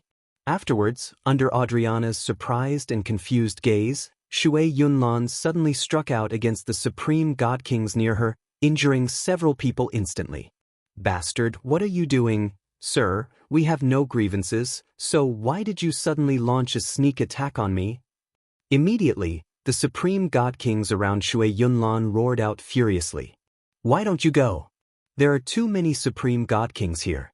I can't last for very long, Shui Yunlan called out at Adriana. The silver-white armor on her body gave off an intense coldness, and at the same time, a fist-sized orb hovered above her head, radiating with a special pulse of energy that belonged to god artifacts. Shui Yunlan did not use a god artifact when she made time for the 5th prince before. She had been holding back. Yet now, she had drawn her god artifact, so she was clearly ready to unleash her full strength. After all, not only did she have to face several times more god kings this time, but most of them were even ranked within the top 100. They were extremely powerful. Jian Chen used the linear lightning release consecutively. Before long, he left the 11th floor and reached the 10th floor. However, without resting at all, he used the linear lightning release again to cover the distance. Only after traveling several million kilometers away from the entrance did he rest. Then he changed his appearance and stature through the chaotic body, becoming a ruddy old man who flew towards the 9th floor steadily. Those supreme god kings should catch up very soon, but I've changed my appearance now. As long as I don't use chaotic force and profound sword chi, they shouldn't be able to recognize me, Jian Chen thought. He had already thought up some lies so that he could deal with them appropriately once he was stopped by people and interrogated. But to his surprise, the next part of the journey was extremely smooth. He did not encounter a single supreme god king on the 10th floor, allowing him to reach the 9th floor successfully. However, he did find quite a few regular god kings and a few overgods who moved around in the surroundings in search of their own fortuitous encounters. Jian Chen flew in a straight line while maintaining a low profile on the 9th floor. Before long, he returned to the Neptunian mountains that he had departed from many years ago. As soon as he entered the boundary of the Neptunian mountains, Chanlong appeared before Jian Chen silently. It was truly like he had teleported. He did not give off any presence at all, where Jian Chen was unable to sense him. He could only see him with Chanlong eyes. I knew you wouldn't die so easily, Chanlong smiled. Jian Chen's return made him relieved. How did you recognize me? Jian Chen rubbed his nose as he asked in surprise. He was disguised as a ruddy old man right now, and his presence was concealed, yet Chanlong still recognized him with a single glance. The world of the Neptunian mountains is equivalent to my territory. No one can hide in my territory. No matter how you disguise yourself, you won't be able to hide from me, Chanlong stroked his beard as he said proudly. Chapter 21-28, Hunting Down the 5th Prince, 1. Jian Chen came to a realization. He sighed in amazement inside. He knew that Kailong's control over the Neptunian mountains was becoming greater and greater after spending several years there. Is Kaya well? Chanlong asked. He felt a strange sense of familiarity with Kaya, and as his strength increased, the sense of familiarity grew stronger and stronger. Naturally, he cared for Kaya very much. Jianchen nodded. He glanced behind him and said, "Let's go in and then we can talk." Chanlong could see Jianchen's worry and could not help but laugh aloud. "I've heard of all the disturbances you and Kaya have created in the Neptunian Divine Palace. However, you have nothing to worry about in the Neptunian Mountains. It won't be up to them to decide what happens here," Chanlong said in an awe-inspiring manner. The Supreme God Kings did not concern him at all. However, he did indeed possess that right. Having grasped the Grand Exalt's formation in the Neptunian Mountains, he was indeed confident enough to fear nobody in the palace. Jianchen and Chanlong immediately returned to the cave that they had created several years ago. At the same time, where Jianchen had changed his appearance a second time on the 10th floor, the alluring Adriana in a green dress hovered in the sky. Dense and pure life force radiated from her, causing everything to bloom and the dreary ground to become filled with life again. A green hue expanded across the crowd at a visible rate into the distance. Adriana did not do this on purpose. It was completely caused by the powerful life force she exuded. All of his traces have vanished here.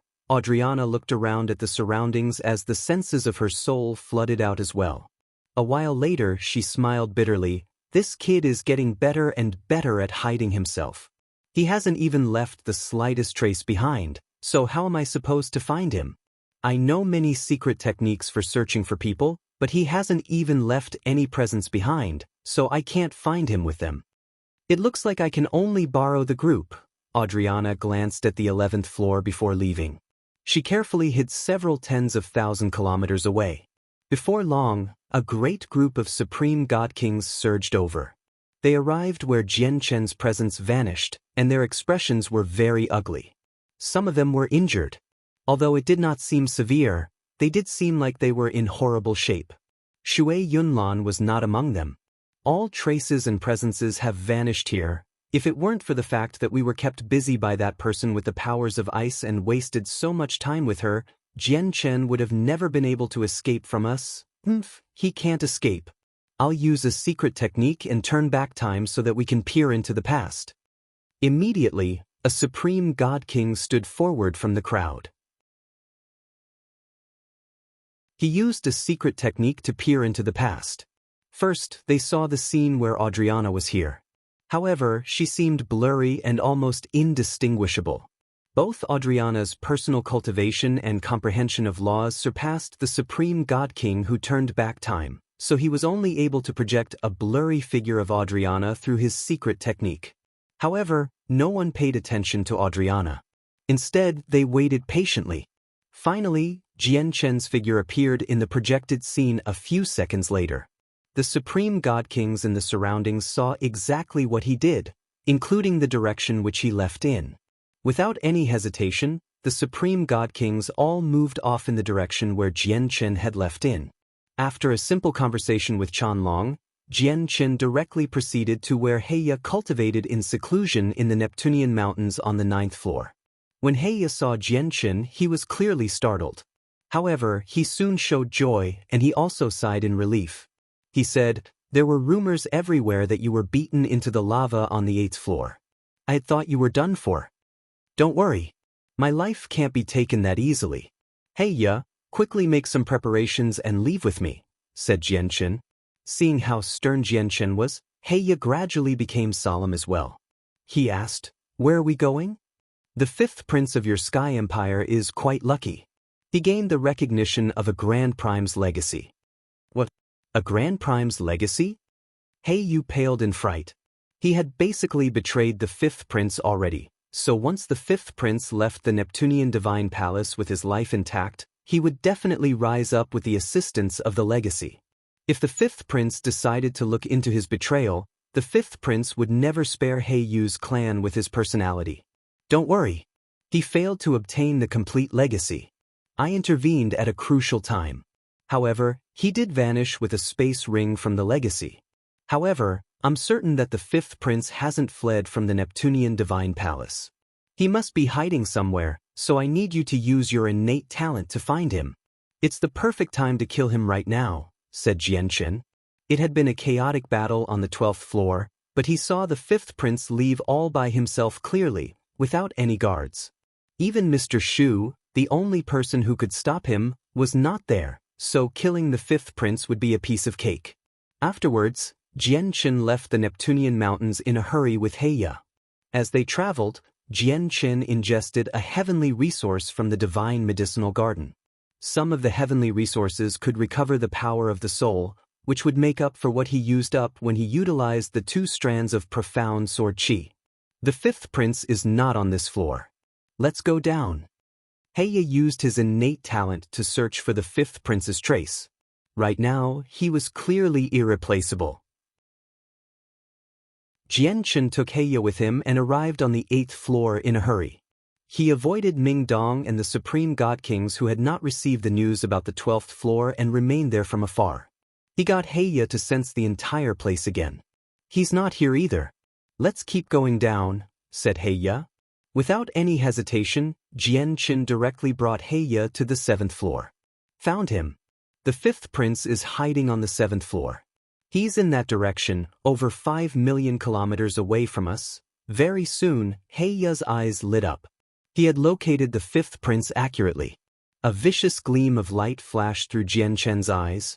Heya, it's unsuitable for you to meet the fifth prince right now. You better hide in this divine hall for now.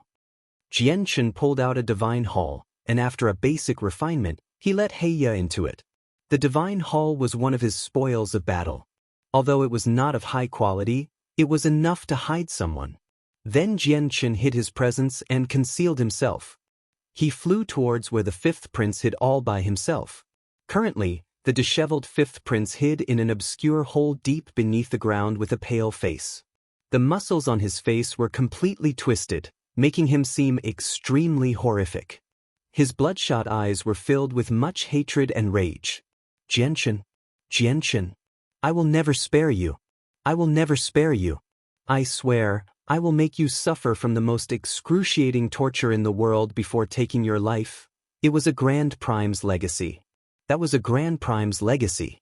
All I needed was a step, just that tiny step in the end, and it would have been mine. It's all because of you. Jianqin, it's all because of you that I lost my chance to rise up. I want to rip out your tendons, skin you alive, drink your blood, and swallow you whole. I want you to beg for death. The fifth prince roared furiously. He had almost become insane. He hated Jianqin extremely deeply. Chapter 21-29. Hunting down the fifth prince. 2. Countless people want to take my legacy. Countless people want to take my fortune. Unfortunately, I won't let you succeed. I won't let you get what you want because it belongs to me. The fifth prince gritted his teeth as resentment filled his heart. Then he looked at the space ring on his finger. The space ring had flown out from the forehead of the statue. It belonged to a Grand Prime of the Taoist sect of Neptunia, so its value was evident. However, the fifth prince was not satisfied with the space ring. He knew that the space ring was only a tiny fraction of the legacy. It could not even be considered as the legacy, and it was just the belongings of a Grand Prime.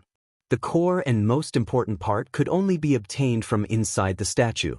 A long while later, the fifth prince's unstable emotions slowly calmed down.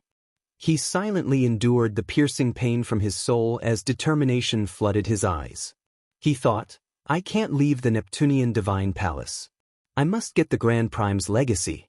Moreover, I've already gained the recognition of the legacy, so I should be able to re-enter the statue. At this moment, the hole in which the fifth prince hid in suddenly began to tremble. Dust and soil rained down. The fifth prince's face suddenly changed. Without any hesitation, he equipped a set of supreme quality saint artifact armor before stabbing up as hard as he could with a sword. Boom!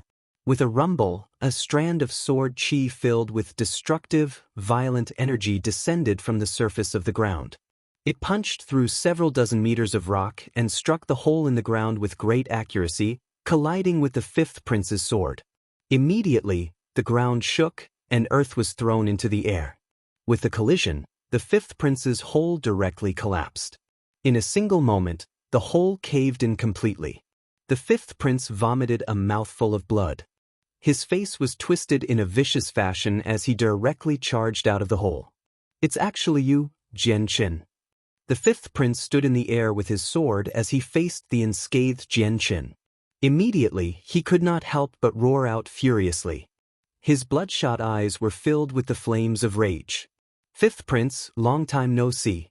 How does it feel to hide underground?" Jianchen smiled faintly as he asked calmly. He seemed like he was at ease. However, Jianchen's words became a naked provocation when the fifth prince heard them. Immediately, his face twisted viciously as he shouted out, "Jianchen, you've spent so much effort searching for me just because you desire my space ring, don't you? Since you want it so much, I'll give it to you." With that, the fifth prince took off the space ring on his finger without any hesitation. He seemed like he was about to throw it, but he removed a talisman from the space ring with lightning speed instead, activating it as quickly as possible. Although the fifth prince completely resented Jianchen, he did not lose his rationality. He knew that even with his advantage in cultivation, he was nowhere close to being Jianchen's opponent. As such, he chose to flee without any hesitation at all. Jianchen reacted extremely quickly. There was a silver-white flash, and his sword stabbed out towards the fifth prince with lightning speed. However, the talisman in the fifth prince's hands was extraordinary. It was of very high quality, so the moment it was activated, the fifth prince vanished completely, causing Jianchen's sword to miss. "He sure is clever. He hasn't lost his mind to rage, but do you still think you still can escape?" Jianchen sneered before immediately summoning Heya. The Neptunian Divine Palace was vast. Each floor was like a miniature world of its own, but with Heya, no matter where the fifth prince fled to, he was unable to escape from Jianchen. Several hours later, Jianchen directly made his way to the third floor from the seventh floor. Under Heya's guidance, he arrived in a swamp shrouded by poisonous mist and infested with venomous insects. Currently, the fifth prince hid himself in a part of the swamp while keeping his presence concealed. He did not give off any pulses of energy, where he seemed like he had fused with the swamp completely. He was quietly healing his wounds through pills. Jianchen's battle prowess was far greater than his. Even though Jianchen was only an early God King, a casual strike from him could match Supreme God Kings. As a result, the fifth prince had directly become injured by the sword chi that penetrated the ground during the clash earlier. Moreover, his soul was wounded by the profound sword chi as well, so he had to endure a heart-wrenching pain at all times. "Just how did Jianchen find me?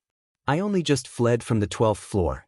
How could he find where I was hiding in such a short time in such a large place? Moreover, where I hid was extremely well concealed." The fifth prince completely calmed down as a cold light flickered in his eyes. Suddenly, the fifth prince sensed the surrounding swamp suddenly tremble. Before he could respond, Jianchen's figure appeared before him. He was shrouded by a blinding, protective light, pushing aside the mist in the surroundings. He stabbed out with his sword in the first moment possible. This time, Jianchen moved extremely quickly. As soon as he arrived in the swamp, he struck out with lightning speed, giving the fifth prince no opportunity to escape. The fifth prince still had his supreme quality saint artifact on. However, he had concealed its pulses of energy, so it seemed ordinary. Jianchen's strike directly landed on the armor.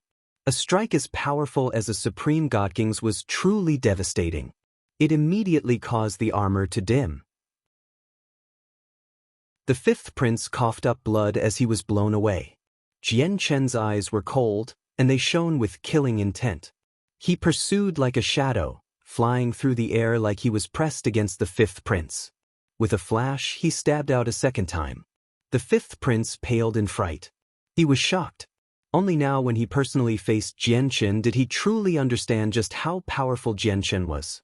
He truly understood just how terrifying Jianchen, who possessed battle prowess no less than experts on the God King's throne, was.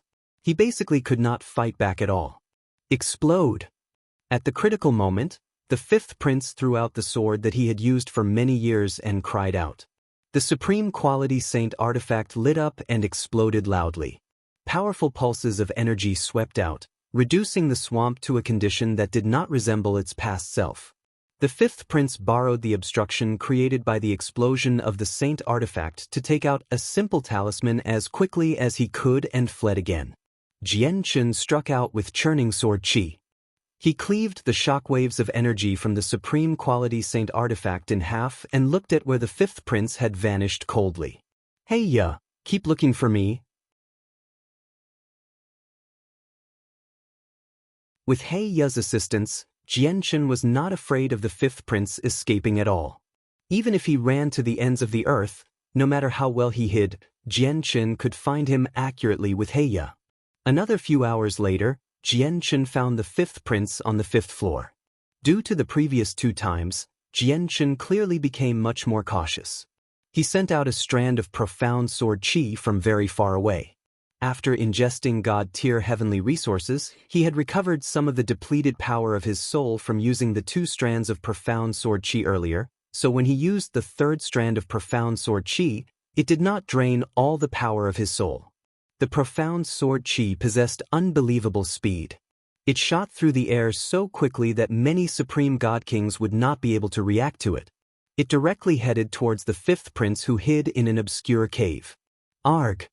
Immediately, the fifth prince's painful shriek rang out from the cave. It was like a ghost's cry, extremely chilling. Even when the fifth prince was at his peak condition, he was unable to dodge or fend off the profound sword qi, let alone now when he was injured. The profound sword qi directly struck his soul. In the distance, Jianchen strolled over at a leisurely pace towards the fifth prince. He would cross several hundred meters with each step. In just a short while, he arrived before the fifth prince. He looked at the fifth prince who collapsed on the ground like mud while taking his last breaths. Jianchen's eyes were cold, without any pity at all. Jianchen understood the power of his profound sword qi better than anyone else. Now that the fifth prince had taken a strand of it, almost 80% of his soul had collapsed. He was close to death. Even if he still had the simple talismans, he would not have the power to take them out. After all, the power of every strand of his profound sword qi did increase substantially after he refined the 3rd strand. Even supreme god kings would not be able to take one on. Although using a strand of profound sword qi on the fifth prince was rather wasteful, the fifth prince had his talismans. If he wanted to flee, Jianchen would struggle to stop him, so he had no choice but to use the profound sword qi. Jianchen swung his sword and cut off the fifth prince's finger, removing the Grand Prime space ring. He sneered, "Fifth prince, you probably never thought you'd end up like this today. Originally, the trip to the Neptunian Divine Palace was your chance to rise up like a dragon. A great future awaited you, but you're about to step into the afterlife now." The fifth prince laid on the ground powerlessly. His face was terrifyingly pale. However, his dull eyes were still venomous. He gritted his teeth. "He Ya, that traitor. I never thought he'd join you. Only He Ya has the ability to find me so easily." That's right. The Neptunian Divine Palace is huge. If you wanted to hide among the 12 miniatures worlds, it would be almost impossible for me to find you without He Ya's assistance. But all you can blame is yourself. You sent He Ya and the siblings by He and by Qi to kill me before. If that did not happen, we would not have fallen out, and this would not happen. I would not have the opportunity to make He Ya submit to me either. Perhaps even if you inherited the Grand Prime's legacy, I would do nothing to you, so you would obtain such a great fortuitous encounter successfully. However, since you've become a sworn enemy of mine, I can't let you obtain the legacy no matter what to prevent endless problems or even my own death. As a result, your fate today was forged by yourself, Jianchen said slowly. Forged by me? Haha, that's right. My fate today was indeed forged by myself. If it were not for Yunexin, that bitch, how would I end up like this? It's all because of that bitch that I wanted to kill you. Ha! The fifth prince laughed crazily. He began to feel regret. He should have never offended Jianchen over a woman. However, now that the matter had developed like this, his regret was useless. His soul had been injured by the profound sword qi, and 80% of it had collapsed. The remaining part of his soul also contained a sliver of the profound sword qi's power, so it gradually dispersed as well as the power aided away. He was unable to stop this. Jianchen knew that the fifth prince's soul was about to disperse, so he called out Heya for him to personally witness the fifth prince's death. Heya, you traitor! The fifth prince became filled with hatred when he saw Heya. If it were not for Heya, how would Jianchen have been able to find him? He might have been able to enter the Grand Prime statue and complete the inheritance otherwise. However, all of this was destroyed because of Heya. Your Majesty, you cannot blame me. I only did this to live. I wish you a safe journey. Heya clasped his fist at the fifth prince sternly as he sent the fifth prince off. The fifth prince stared at Heya. His great fury accelerated the dispersion of his soul, leading to its complete collapse. He was reduced to a cold corpse. Heya greets master. With the fifth prince's death, Heya immediately dropped to one knee before Jianchen and swore an oath. Jianchen had truly become his master. He belonged to Jianchen now. Jianchen nodded slightly. He was very happy about being able to make Heya submit to him. Heya's innate talent would be of very great use at crucial times. It could play unimaginable roles. Afterwards, Jianchen searched through the fifth prince's space ring. The space ring was left behind by a Grand Prime after all. As soon as he checked the items in there, Jianchen's attention was drawn away by a small pile of multicolored divine crystals. These are 5-colored divine crystals. Jianchen's heart beat heavily. He became filled with joy. Beyond supreme-grade divine crystals were colored divine crystals.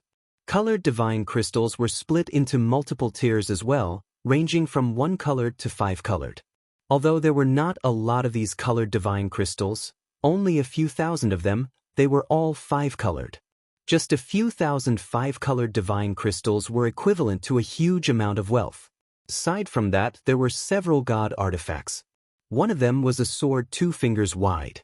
Jianchen's eyes immediately lit up the moment he saw the sword. He became overjoyed.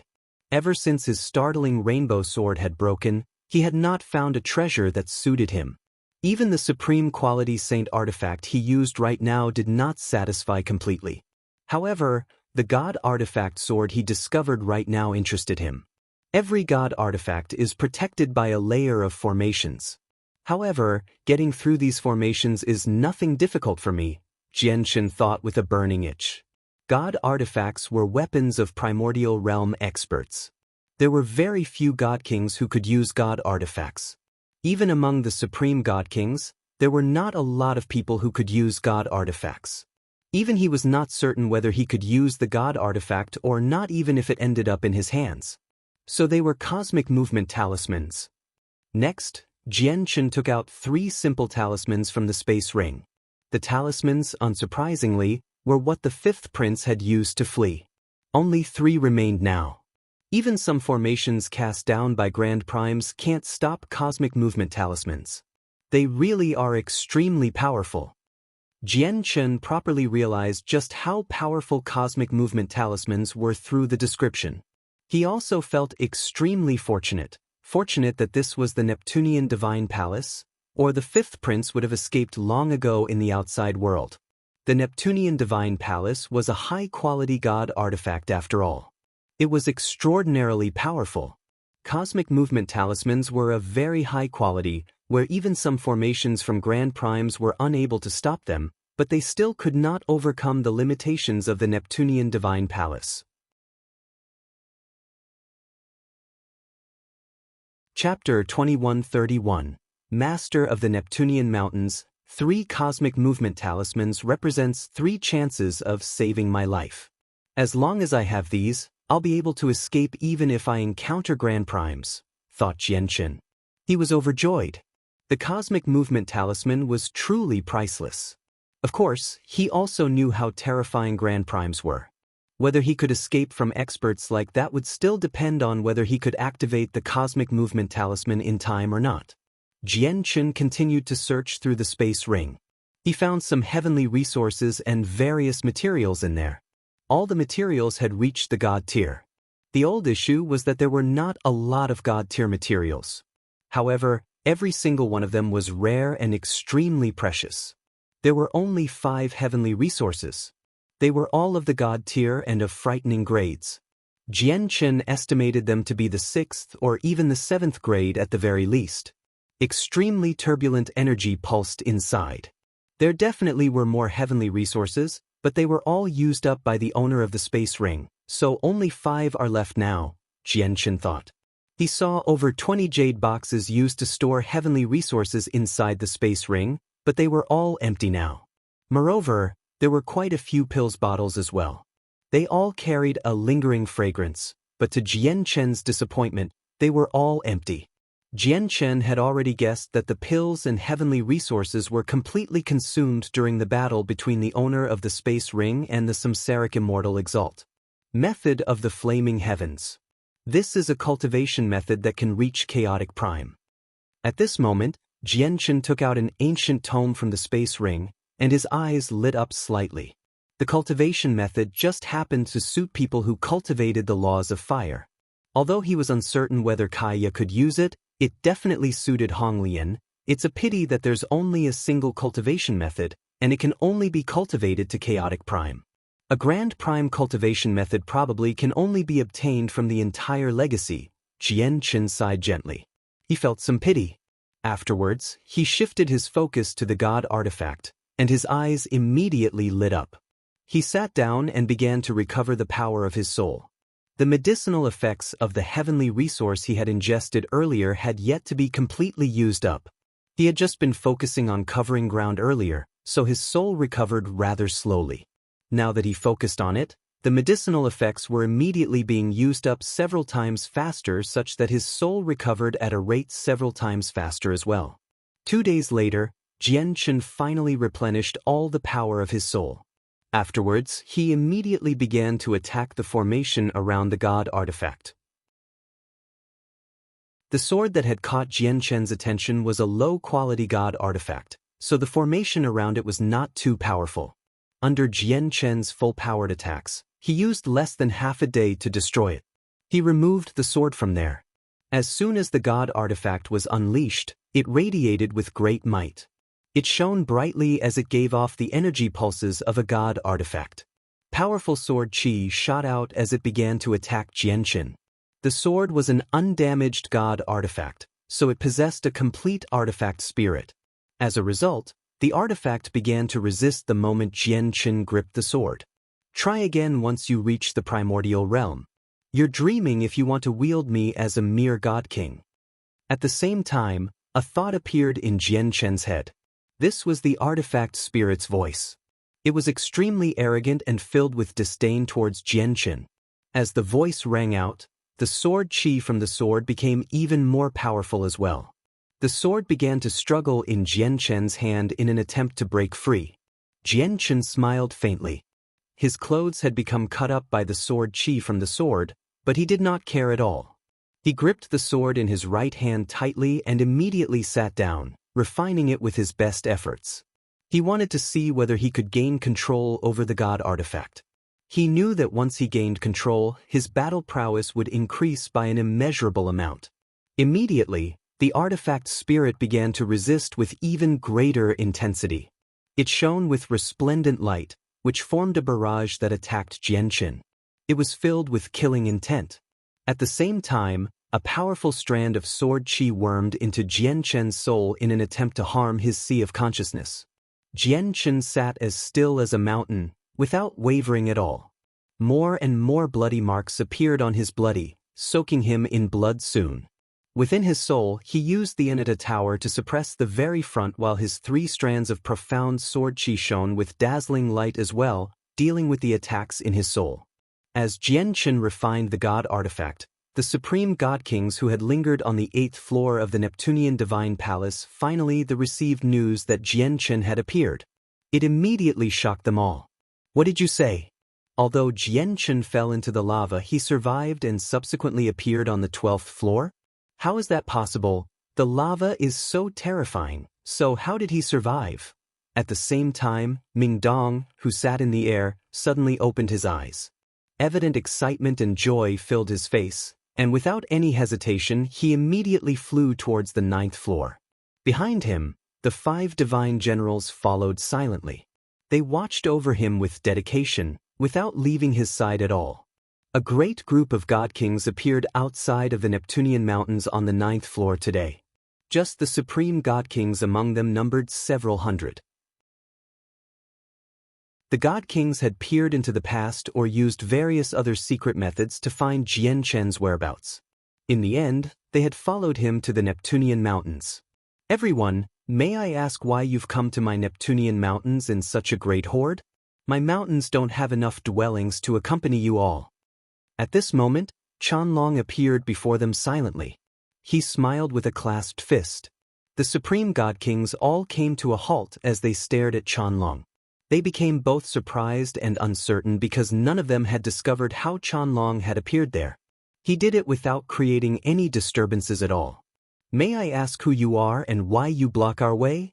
A supreme god king growled with a scowl on his face. "I am Qianlong. The Neptunian mountains are my territory. If you want to enter the Neptunian mountains, you naturally need my permission," Qianlong said leisurely. He did seem slightly arrogant. "What? Did you just say that the Neptunian mountains are your territory?" Ha! Many supreme god kings could not help but burst into laughter when they heard Qianlong's words. Not only was everyone familiar with the Neptunian mountains, but they knew all about it. There was a formation cast down by a grand exalt in the Neptunian mountains, and when the Taoist sect of Neptunia still existed, the Neptunian mountains was their holy land. It was extremely renowned. Cultivation within the Neptunian mountains would always be easier, and it would have extremely evident effects when overcoming bottlenecks. Basically, every time the Neptunian Divine Palace opened, there would be people who would come here specially to cultivate, comprehend laws, break through bottlenecks, and so on. However, no matter how powerful someone was, including supreme god kings, they would not be bold enough to claim this place as their own territory. Yet, a mere mid-god king had spoken such arrogant words, claiming that he was the master of the Neptunian mountains. How could everyone not laugh at this? "Ha! Who is this scrawny old man? He actually dares to say that the Neptunian mountains are his territory. Has he hit his head, or is there something wrong with his head? Where did this scrawny old man come from? He's only a mid-god king, yet he claims to be the master of the Neptunian mountains. And not just that, he dares to block our way as well. Old man, do you think you're Qing Shan, the person who ranks first on the god king's throne? Even if Qing Shan was here, he would not dare to claim the Neptunian mountains for himself." The many supreme god kings laughed out furiously. Every single one of them looked at Qianlong like they were looking at an idiot. At the same time, over 100 figures hovered in the sky above the Neptunian mountains. They steadily made their way over. These people had originally been cultivating in the Neptunian mountains. They wanted to borrow the unique environment to comprehend laws so that they could break through bottlenecks and so on. As a result, they did not participate in any of the fights in the Neptunian Divine Palace. However, when they saw that so many supreme god kings had come to the Neptunian mountains, they all came out to check out why, because they were curious. There were only a few supreme god kings from the god king's throne out of all of them. Most of them were regular god kings, so they did not get too close and observed from very far away. "Scrawny old man, since you say that this is your territory, are those people your followers or attendants?" A supreme god king scoffed. "Stop wasting your time with him. Hunting down Jian Chen is the priority. Kill all those who stand in the way." A vicious-looking supreme god king called out and directly attacked Qianlong. He hurled out a punch that whistled towards Qianlong's head without any hesitation. This supreme god king was very powerful. Just the power of his punch alone filled many supreme god kings with angst. Qianlong's expression did not change when the supreme god king attacked. He said leisurely, "Stop. Don't waste your efforts. No one can harm me at all in my territory." No one took Qianlong seriously, but in the next moment, they all became dumbstruck. The punch from the supreme god king had actually stopped before Qianlong for real. "I'll ignore the offense this time, but I hope a second time doesn't happen. Get out of the territory of the Neptunian mountains," Qianlong said calmly. His indifferent voice was filled with an undeniable sense of authority. Most importantly, the supreme god king who had attacked him actually flew outwards with that. However, his posture was extremely strange. As if he had been cursed, he maintained the same punching posture the entire time. Only when he flew out of the Neptunian mountains did the Supreme God King finally regain control over his body. However, he was unable to maintain his composure anymore. He stared at Qianlong in shock as his heart churned. He cried out, Who are you?" Everyone in the surroundings clearly saw what had happened to him, so they immediately fell silent. The people who scoffed and sneered at Qianlong could not help but close their mouths as shock, surprise as well as some confusion and perplexion filled their faces. Clearly, they knew that the Supreme God King had backed out of the Neptunian mountains obediently because of Qianlong. However, they had no idea how Qianlong did that or what methods he used to achieve that. How is this possible? He can actually control the Grand Exalt's formation in the Neptunian mountains. This is impossible. At this moment, a Supreme God King who had some accomplishments in formations cried out. His eyes almost popped out as he seemed like he had just seen a ghost. Immediately, there was a chain reaction. After learning that Qianlong could actually control the Grand Exalt's formation, all the Supreme God Kings gathered there, including the God Kings who had always been cultivating in the Neptunian mountains, changed in expression drastically. They were filled with shock. Afterwards, the Supreme God Kings who were ready to enter the Neptunian mountains and hunt down Jianchen all backed away several kilometers, moving far away from the boundary of the Neptunian mountains. Even the people who had been cultivating in the mountains no longer dared to stay. They all left the Neptunian mountains as quickly as they could in shock, as if they were fleeing for their lives. This was because they all understood that if the Grand Exalt's formation in the Neptunian mountains was really under someone's control, their lives would be in his hands at all times if they stayed in there. They would have no control over their very lives. "Sir, are you trying to protect Jianchen? You need to understand that if you try something like that, you'll become an enemy of all of us. Unless you plan on staying in the Neptunian mountains forever, any one of us can kill you easily," a Supreme God King called out from the crowd. They finally began to treat Qianlong seriously. Qianlong did not care about their threats. He said, "If Jianchen was in the Neptunian mountains, I would indeed protect him, but he's not here, unfortunately." As he said that, Qianlong's gaze became confused for a split second. Jianchen's figure appeared in his head. Although his face was extremely familiar, it seemed rather distant at the same time. "Then do you know where Jianchen went?" the Supreme God King asked. "I can find Jianchen." A voice filled with confidence rang out from behind as soon as the Supreme God King asked his question. The Supreme Overgod who ranked first on the Overgod's plaque, Emocheng, flew over gradually from behind.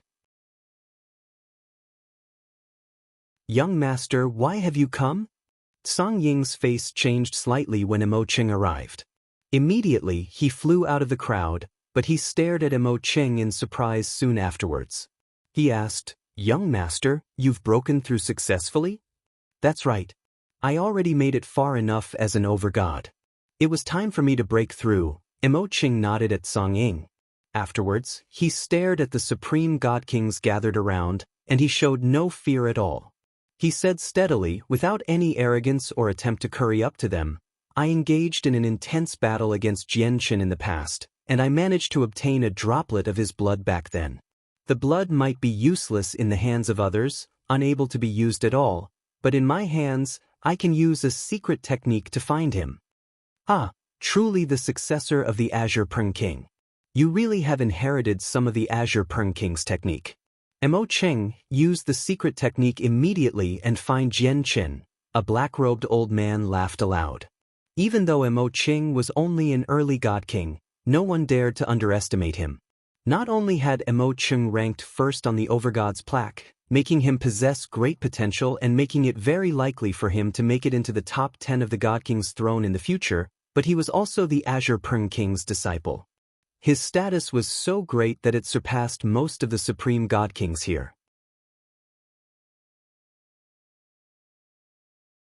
Afterwards, Emocheng took out the droplet of chaotic blood he had obtained from Jianchen.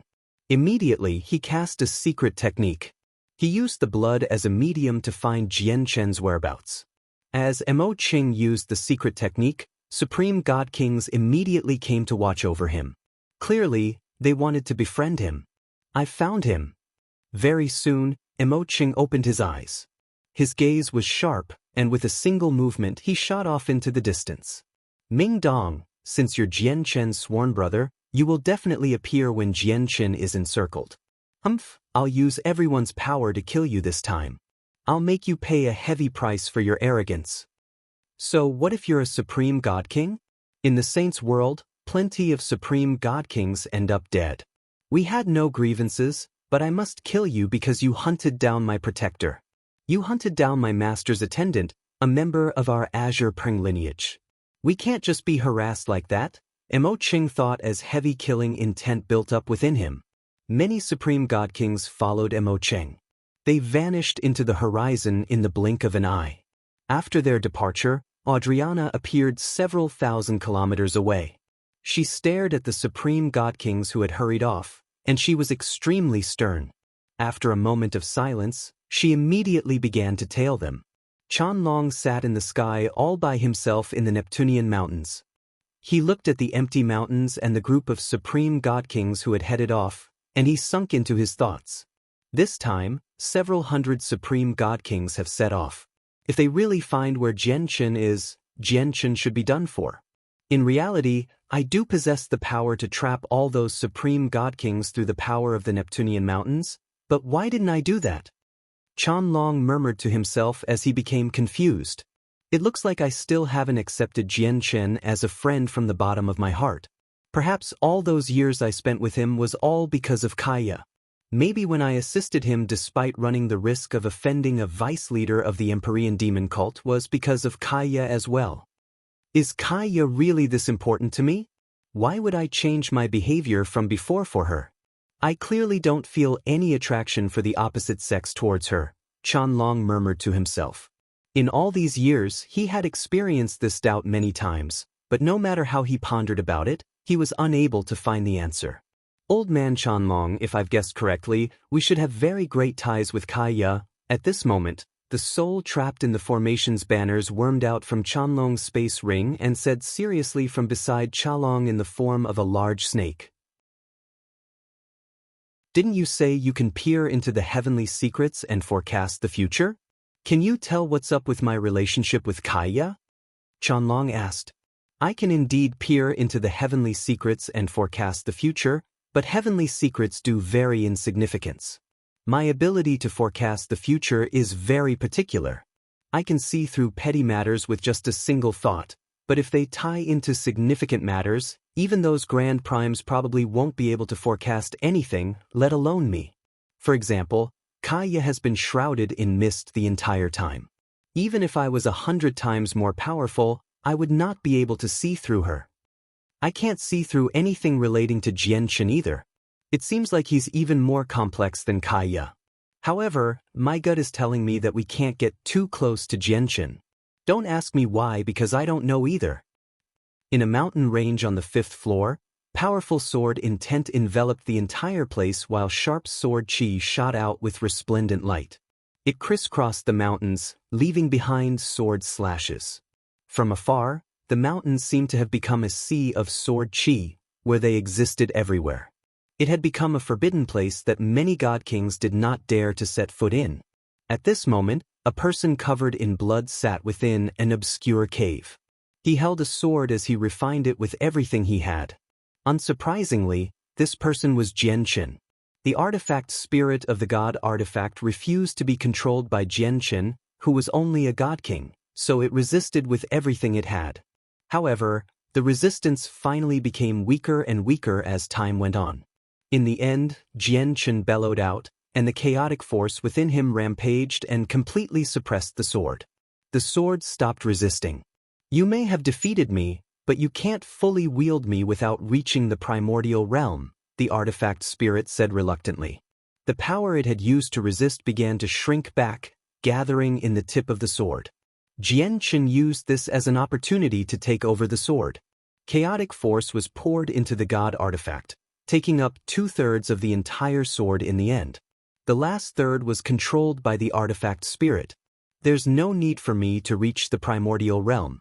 I only need to make some more progress with my cultivation, and I can easily refine you. Jian Qin smiled faintly. Making the sword submit to him really was not easy. He would not have been able to control the god artifact if it were not for his endless supply of chaotic force that depleted extremely gradually and his tough chaotic body that could endure the sword qi attacks. However, even after all that, he only managed to suppress the artifact spirit of the god artifact, only gaining partial control over it. He needed to make some more progress with his cultivation and gain the recognition of the artifact spirit if he wanted complete control. So you're called the 9-star Sword of Heavenly Ways. That's not a bad name. Jian Qin was elated. After refining the god artifact, he learned some information about it. The 9-star Sword of Heavenly Ways was a low-quality god artifact. It was forged from 9 stars from outer space. It possessed the mysteries of the world and a sliver of the power of the heavenly ways, which was why it was called the 9-star Sword of Heavenly Ways. It is a god artifact after all. With my current abilities, I can only unleash 40% of the sword's power. However, even if it's just 40%, I'm confident that I can kill the 8 supreme god kings from earlier. And my chaotic force gets consumed at a gradual rate, so I can use the god artifact as much as I wish without having to worry about running out of power like regular god kings. As a result, the assistance that this god artifact has brought me is quite significant. For a moment, Jian Chen's heart settled down with the god artifact in his hand. He felt like he could sweep through the world with invincible prowess. Moreover, there are a few extremely high-grade heavenly resources in the Grand Prime Space Ring. They aren't for recovery and are instead more like items that can increase cultivation. If I ingest them, my chaotic Niden will grow quite a lot in size. I'll be one step closer to the 13th layer, Jian Chen thought. However, at this moment, his eyes suddenly narrowed, and he turned his head to look outside the cave. Jian Chen, you really are hiding here. You've actually come to the 5th floor of the Neptunian Divine Palace. It really was quite difficult for me to find you. At this moment, a cold voice rang out from the surroundings. Mo Cheng. Jian Chen squinted his eyes when he heard this familiar voice. A sharp, cold light flashed through his eyes as he became slightly surprised. Several hundred supreme god kings hovered outside the cave. They surrounded the mountain that Jian Chen resided in. Every single one of them radiated with extremely powerful presences. The presences of some people who ranked towards the top were truly earth-shaking, causing the clouds in the surroundings to churn. They were so powerful that they had basically surpassed god kings, directly rivaling primordial realm experts. To no surprise, Mo Qing was among them as well. Even though he was the weakest among all of the god kings present, none of the supreme god kings dared to dismiss his existence. Below, Jian Chen slowly made his way out of the cave with the 9-star Sword of Heavenly Ways he had just refined. He was very composed. Mo Qing, you've surprised me quite a lot by working with all these people. Do you think that you have the right to compete for the Neptunian Divine Palace against all these people just because you've become a god king? Jian Chen stared at Mo Cheng coldly as he said indifferently. Mo Cheng's expression did not change at all. The Neptunian Divine Palace is indeed precious, but I don't have much interest in it. The reason why I've come for you is not for this place but for revenge. Revenge? Have you grown to hate me because of the shame you suffered from the defeat at my hands? Jian Chen asked. Mo Cheng shook his head. He said with a natural sense of arrogance, "It was my utter defeat to you back then, and I admit it. I do not resent you at all. The only person you can blame is your friend Ming Dong for offending a person of our Azure Peng lineage. I heard that you were sworn friends with Ming Dong, so I thought that once you were in danger, Ming Dong would definitely come to save you. I've come specially to kill Ming Dong." Mo Qing was cold. He hid nothing and directly stated his intentions. Jian Chen's expression changed slightly when he heard that. He did not fear these people. Even if he could not defeat them, he could flee using the Cosmic Movement Talisman. However, he worried for Ming Dong. He understood Ming Dong. Once Ming Dong learnt that Jian Chen was in danger, he would stand with him without any hesitation to become the opponent of several hundred supreme god kings. Although he knew Ming Dong was very powerful right now, even Adriana and Shui Yunlan were unable to stop all the supreme god kings before him, let alone Ming Dong. At this moment, Jianchen could not help but worry for Ming Dong secretly. Even a mere early god king wants to kill me. It looks like some people still think I'm easy to harass. At this moment, a bold voice rang out from the distance. It was tremendously loud, booming through the surroundings. The sound wave caused the mountains to tremble. With it, 6 figures shot over with terrifying speed. They arrived within the encirclement of the several hundred supreme god kings a while later. To no surprise, they were Ming Dong and the 5 divine generals. I've finally found you, brother.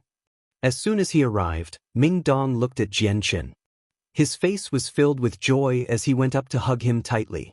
Ming Dong, you shouldn't have come, Jianchen said bitterly. He was calmer compared to Ming Dong's excited state. The two of them had been separated for many years, and finally, they were reunited in another world. It was a wondrous occasion, and they should have had a lot of things to talk about, but in the current situation and circumstance, Jianchen struggled to embrace him with positive emotions. Why shouldn't I have come? They're just god kings. Even if you encounter infinite primes, chaotic primes, or even grand primes, I still won't back away. I'll still stand with you and fight with you without any hesitation, Ming Dong said boldly. Then he looked at the several hundred supreme god kings in the surroundings and said coldly, listen up. Jianchen is my sworn brother. If you want to become Jianchen's enemy, then you're becoming my enemy as well. With that, the expressions of a few supreme god kings who had a rough idea of Ming Dong's identity all changed.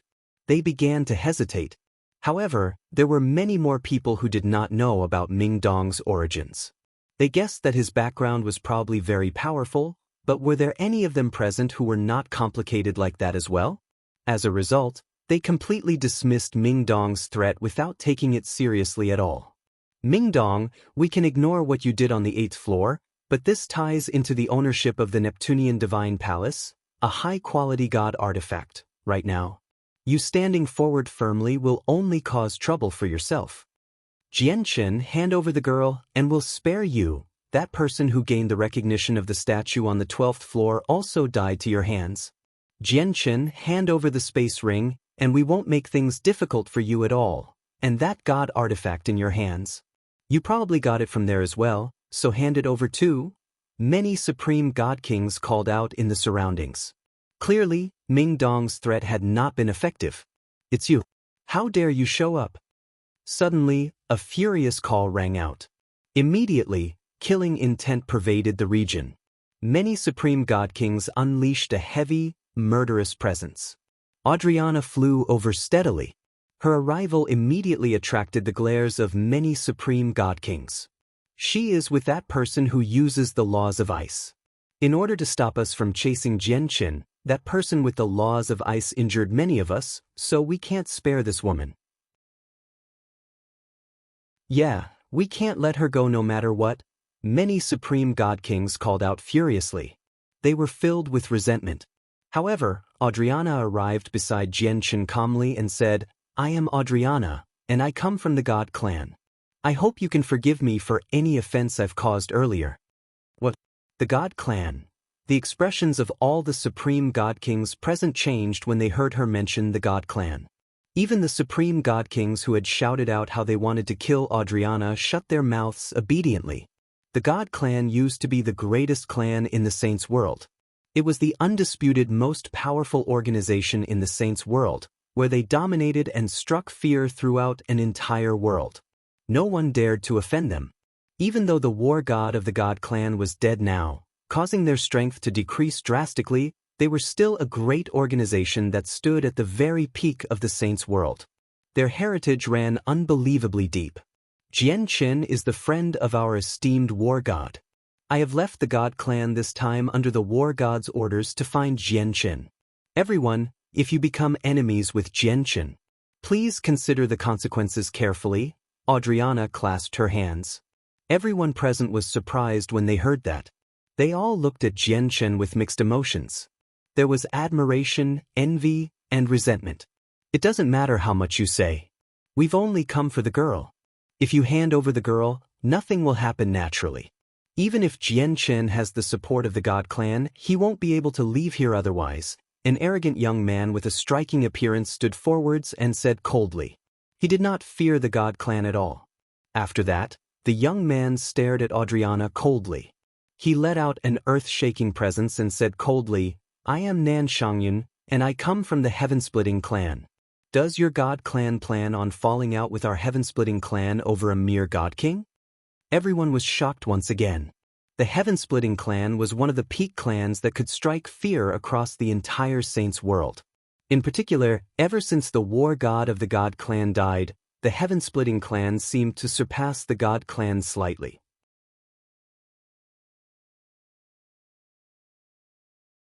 Over 3 million years ago, your Heaven-Splitting clan was only a small clan in the eyes of our God clan. It was nothing significant in the Saints world. Do you think you can stand up to our God clan now that you have your Heaven-Splitting ancestor? Do you think that you can stand against our supreme war god? Adriana growled as she glared at him. The past is the past, and now is now. The Heaven-Splitting clan was indeed nothing in the eyes of the great clans of the Saints world in the past, but now, the ancestor of our Heaven-Splitting clan is one of the most powerful people below Grand Exalt. With him alone, we can stand up to your God clan. The current God clan is no longer the God clan of the past. As for your war god, he's far too weak right now. It'll take him quite some time before he fully matures. By then, our ancestor might have broken through the final bottleneck and earned the title of Grand Exalt for himself. Would we still have to fear your God clan anymore? Nan Shangyun said arrogantly. The current Heaven-Splitting clan did possess the right to look down on everything. Adriana's face sank. She knew that Nan Shangyun was telling the truth. The ancestor of the Heaven-Splitting clan had unprecedented talent. Among all the people who could take the final step and gain the title of Grand Exalt in the current Saints world, the Heaven-Splitting ancestor was definitely one of them. Haha, Nan Shangyun, you treat yourself like a big deal. Your Heaven-Splitting clan might not be weak, but what has it got to do with you? Do you really think your Heaven-Splitting clan is willing to go to war against the famed God clan for a mere God King like you? Like I said, you treat yourself like a big deal. Are you really great enough for your clan to do that? At this moment, Ming Dong, who stood beside Jian Chen, spoke out. He looked at Nan Shangyun like he was looking at a joke as he scoffed. Ming Dong, are you looking to die? Nan Shangyun glared at Ming Dong. His face darkened, and killing intent shone in his eyes. Ming Dong laughed aloud. He directly drew a God artifact and put on God artifact armor before charging towards Nan Shangyun aggressively. He sneered, the person who is looking to die is you. Today, I'll cripple you before everyone. I'd like to see whether your Heaven-Splitting clan really is as great as you describe it to be and whether they'd come to me looking for revenge. Ming Dong used his full strength right from the start. Pure laws of destruction condensed on the God artifact as he produced a strand of sword chi that was hundreds of meters long. It possessed the pressure of a God-tier battle skill as it chopped towards Nan Shangyun mercilessly. Impudent! I won't let you leave the Neptunian Divine Palace alive today just because of what you said, Nan Shangyun called out coldly. He held a violet and golden hammer. As he swung it, it pulsed with the energy of a God artifact. Nan Shangyun comprehended the laws of strength. That swing was enough to split the sky and ground. The terrifying power that gathered on the hammer made space ripple. In the sky, a thunderous boom rang out. Nan Shangyun was extremely powerful, where he was extremely close to the top 10 on the God King's throne. He managed to suppress Ming Dong right from the beginning. The ways are in heaven. At this moment, Ming Dong bellowed out. He extended a finger at the sky and a finger at the ground as a mysterious power radiated from him. And I stand in the world. In the next moment, Ming Dong's hands shifted. They moved along a wondrous and profound trajectory as they resonated and matched with the laws of the world. He shone with a hazy light. Nan Shangyun's eyes narrowed as he looked at Ming Dong with some seriousness. When Ming Dong began casting the mysterious secret technique, he became filled with an intense sense of unease. Along with it was dread that originated from the depths of his soul. It was as if the secret technique Ming Dong was casting right now was extremely impressive, possessing unfathomable power. Nan Shangyun gritted his teeth and no longer held back. His hammer became wrapped with the laws of strength, and he struck out with a god-tier battle skill in an attempt to disrupt Ming Dong's secret technique. For I am the heavenly ways. It was also at this moment that Ming Dong suddenly bellowed out. It was thunderous and deafening. A profound, mysterious power shot out from his body and enveloped Nan Shangyun. Nan Shangyun's face suddenly changed. Under the mysterious power, he actually lost all sense of his cultivation. He could not feel his comprehension of laws, as if he had been forcefully struck back to being a mortal by someone at that moment, becoming the most ordinary mortal out there. Even the low-quality god artifact in his hand was affected as well. It stopped shining, and the god-tier battle skill he was about to cast collapsed and completely dispersed. What is this secret technique? Nan Shangyun cried out. He was panic-stricken as great fear filled his face. But in the next moment, Nan Shangyun emitted a chilling cry. The mysterious power invaded his soul and body, filling his entire body with excruciating pain. His soul rapidly dispersed, and so did his cultivation under the invasion of the mysterious power. This form of dispersing was permanent. It would be very difficult to undo. It directly led to a downfall of his cultivation and comprehension of laws. In under 10 seconds, the mysterious power around Ming Dong vanished, and so did the light that enshrouded him, revealing Ming Dong's pale face. Before him was the haggard Nan Shangyun. His eyes were blank as disbelief and shock filled his face, along with deep fear. He could sense his soul and cultivation once again now. However, not even 1/100th of his cultivation remained. It had dropped to the level between the origin realm and deity, while his peak god-king soul also seemed to be ripped apart, with only a tiny fragment left behind. It had fallen to early deity. This was a permanent loss and could not be undone. He could only cultivate slowly if he wanted to recover, and due to the injuries to his soul, it would be difficult for him to recover to his peak condition even if he cultivated again. It could be said that Nan Shangyun of the Heaven-Splitting clan had been completely crippled after falling to such a level. Remember, my name is Ming Dong. Don't forget to get your clansmen to come and take revenge, Ming Dong said weakly with a pale face before directly punting Nan Shangyun far away. The surroundings became deathly silent. Everyone stared at the haggard, weakened Nan Shangyun blankly as their hearts churned in shock. Ming Dong's secretly technique had forcefully reduced a peak god-king to a deity. They had never seen or heard of such a strange and terrifying secret technique. To their shock, Nan Shangyun had actually been crippled before everyone by Ming Dong, just like he had said he would do. Nan Shangyun was a member of the Heaven-Splitting clan. The current Heaven-Splitting clan was as prominent as the midday sun.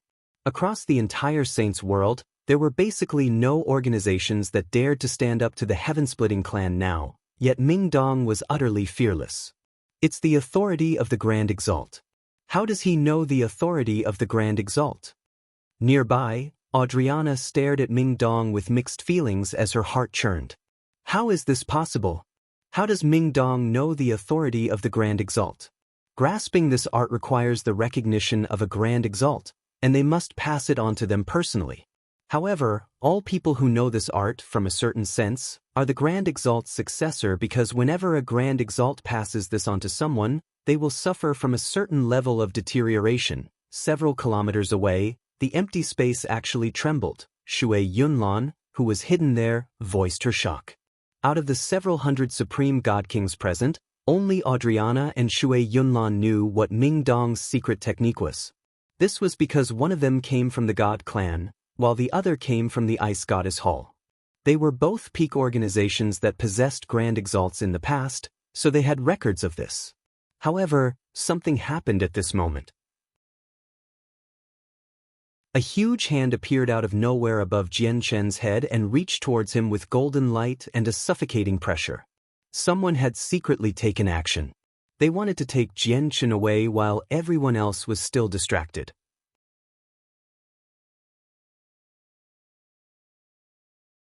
Jian Chen's heart shivered as he became extremely stern. When the huge, golden hand reached over, his body suddenly sank. He felt like the space around him had frozen at that moment. The owner of the huge golden hand was extremely powerful. At that moment, Jian Chen truly felt like he was suffocating. However, he did not become flustered. Now that he had a god artifact, his battle prowess had increased significantly. Even though he was not as great as his opponent, he would not be overwhelmed to the point where he could not even fight back. His eyes shone brightly and sharply like swords. Chaotic force rampaged wildly within his body like a raging river, and all of it poured into the 9-star sword of heavenly ways. It immediately caused the sword to become blinding, seemingly shining with resplendent starlight. For gigantic stars seemed to appear.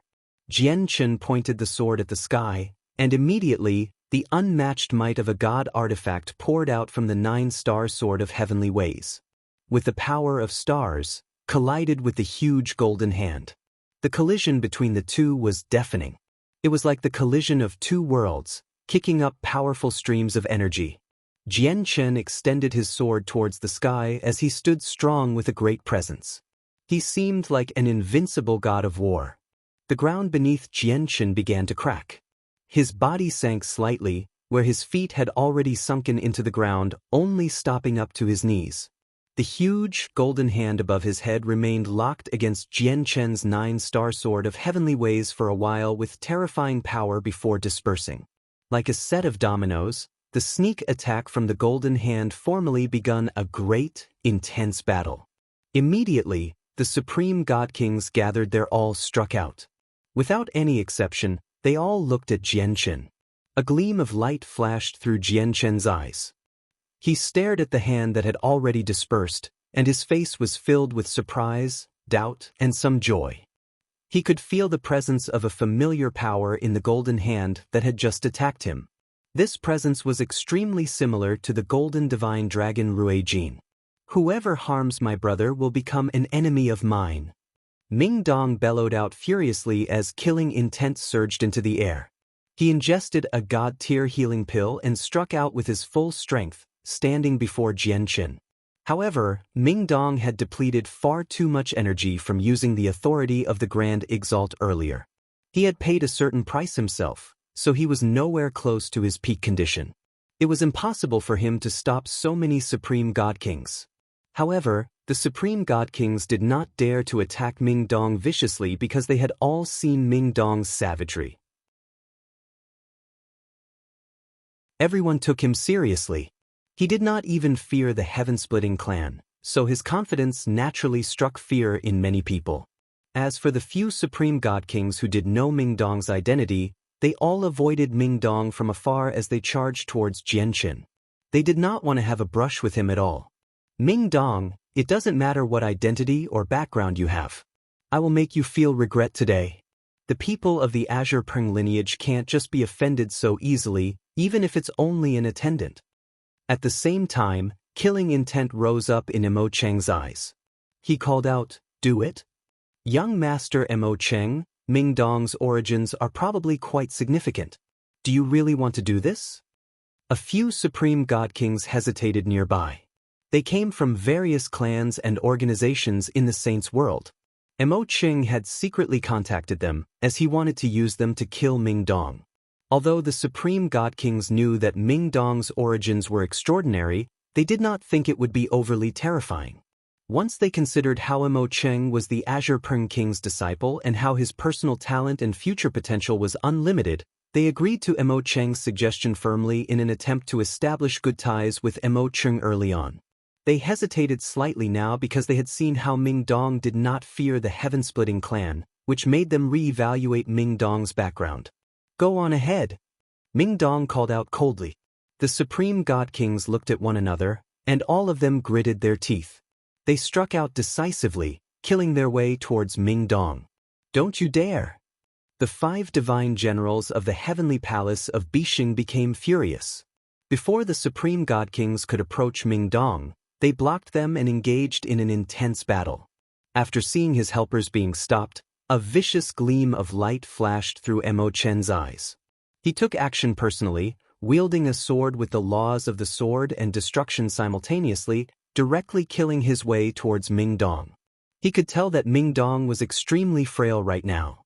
His battle prowess was nowhere close to his peak, so Mo Qing was confident he could put up a fight. After all, Mo Qing was no regular god king. When he was still an overgod, he could kill god kings, let alone now. Young master, allow me to assist you. Song Ying flew over from afar. Azure light flickered on him, and he turned into an azure peng as he charged towards Ming Dong with great speed. You want to kill me with just yourselves? Ming Dong snorted coldly. His face darkened as killing intent surged towards the sky.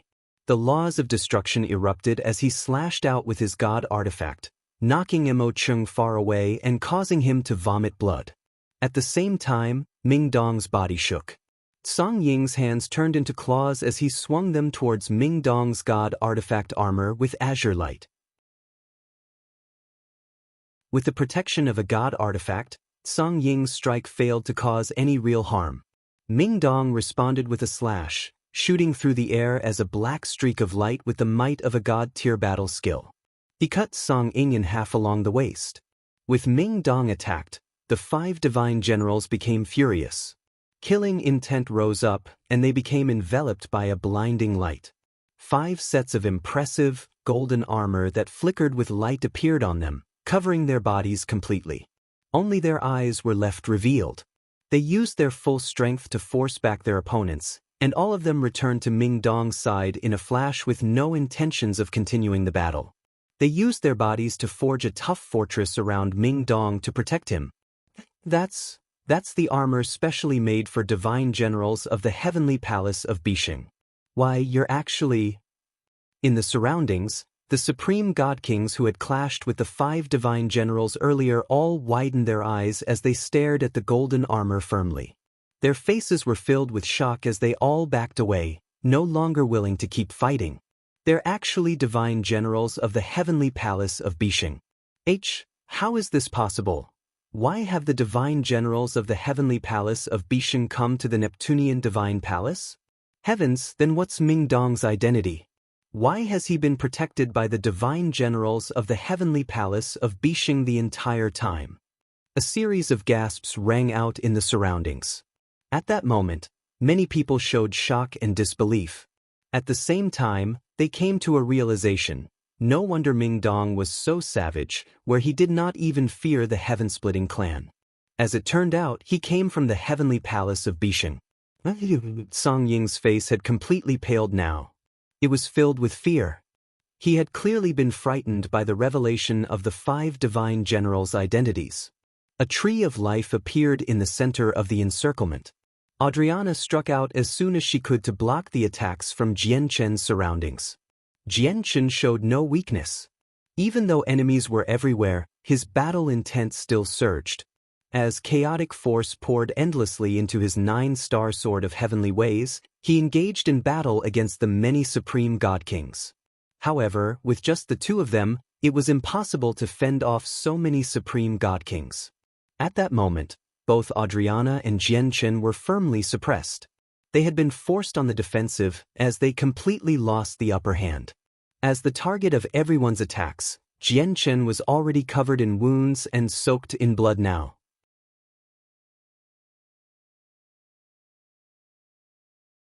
Jian Chen, hand over the girl and we won't become your enemies. Jian Chen, you can't keep her. Just hand over the girl. For the sake of the heavenly palace of Bishing, we won't do anything to you if you do that. A few supreme god kings called out in the surroundings. None of them wanted to fall out with the heavenly palace of Bishing just because of Jian Chen. However, they wanted to get the girl as well, so they could not just give up like this. At this moment, a simple cauldron flew over. It shone with a bronze light as it arrived above Jian Chen's head. It emitted a suction in an attempt to swallow Jian Chen. A gleam of light flashed through Jian Chen's eyes when he saw the cauldron. He did not resist at all, allowing the cauldron to swallow him up. The cauldron immediately fled after sucking up Jian Chen. However, the surrounding supreme god kings all bellowed out furiously. Terrifying attacks rained down on the cauldron. With a vicious series of booms, the cauldron dimmed. It was knocked around in the air by the supreme god kings around it like a ball. Some supreme god kings drew their god artifacts and struck the cauldron with terrifying power, producing thunderous booms. The cauldron was a god artifact and not something that god kings could destroy. It remained undamaged after being hit by so many attacks, but the controller of the cauldron was unable to unleash its full power. In the end, the cauldron was knocked far away. It smashed through countless mountains and kicked rocks and dust into the air. As Jianchen had been swallowed by the cauldron became the target of all the god kings. The cauldron had completely dimmed from all the attacks. It had basically drained all of its power to escape. The several hundred supreme god kings in the surroundings all shot over with lightning speed. Adriana took action as well. She hovered in the air as her life force churned. A gigantic tree thousands of meters tall appeared as countless branches shot out with emerald green light. They shot over the heads of the supreme god kings towards the cauldron. Powerful energy with god king level laws shook up the space. Over a dozen supreme god kings struck out firmly, severing all the branches that reached towards the cauldron. Do you plan on becoming the enemy of the god clan just like the heaven-splitting clan? Jianchen is someone that the supreme war god ordered to protect, Adriana growled. Her eyes were cold, and she was clearly angered. We naturally do not dare to become enemies of the god clan. We only want the girl. In reality, a battle like this in the eyes of the seniors is just a small fight among children. Why would it affect significant matters like the relationship between two clans? A supreme god king replied. Although he feared the god clan, he still did not give up on the Neptunian divine palace. At this moment, a supreme god king arrived before the cauldron. He extended a hand towards the cauldron as his eyes were filled with desire and excitement. However, as soon as he moved, all the supreme god kings in the surroundings attacked him at the same time. In just a split second, the rather powerful supreme god king who had approached the cauldron was heavily injured. He was at death's door as he directly fell out of the sky. Artifact spirit, quick, take Jianchen and leave here. Fly away as quickly as possible. At the same time, a skinny old man was burning with anxiety as he communicated with the artifact spirit in a hurry. This old man was also a supreme god king from the god king's throne. He was the one responsible for sucking Jianchen into the cauldron. Unfortunately, the power he could unleash through the god artifact as a god king was very limited. He would possess an absolute advantage if he faced individual enemies, but against several hundred god kings, there was nothing he could do despite his wishes. He was forced into a situation where he could only react to whatever that was thrown at him. In particular, he no longer had the power to control the god artifact now. He left everything up to the artifact spirit. Unfortunately, even though the cauldron was a god artifact, it had broken free from its owner's control, so it had lost its source of power. Even though it could not be damaged due to how tough its material was, it could only take a beating before several hundred supreme god kings. It was unable to escape. The huge, golden hand appeared once again, and it shone with golden light. It radiated with an extremely powerful pressure that was even more powerful than when it attacked Jianchen before. It seemed to surpass god kings and reach the primordial realm. Before the supreme god kings could make it in time, the golden hand had wrapped around the cauldron tightly. So powerful! This person must rank within the top 10 of the god king's throne. The suffocating feeling from the golden hand made many supreme god kings shiver inside. It was also at this moment that a cold snort rang out from nowhere. It was not loud, but it completely drowned out the deafening booms from the collision of energy. A silver-haired young man with quite a striking appearance made his way over with a 9-meter-long spear. He was in white robes. He seemed to have fused with his spear as he stabbed out at the golden hand. Immediately, sparks crackled as lightning shot out. The moment the silver-haired young man stabbed out with his spear, he became coated in sparks, seemingly becoming a huge bolt of lightning. He moved extremely quickly. Boom! After being struck by the lightning attack from the silver-haired young man, the huge, golden hand directly dispersed, turning into violent energy that wreaked havoc in the surroundings. The silver-haired young man flicked his spear, and he threaded it through the two handles, locking the cauldron down firmly before reaching inside. It was also at this moment that the powerful attacks from the Supreme God Kings rained down on the young man with powerful ripples of energy, sealing off any path of retreat for the silver-haired young man. The silver-haired young man's face did not change.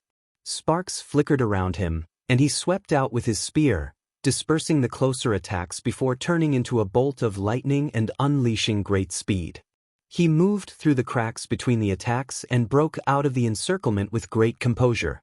Lady Dozy, taking something from my hands won't be that easy. However, just when the silver-haired young man was about to flee, a burly, 3-meter-tall man blocked his way. The man's face was emotionless, and his eyes were cold. He shone with dazzling golden light as he directly hurled out a fist.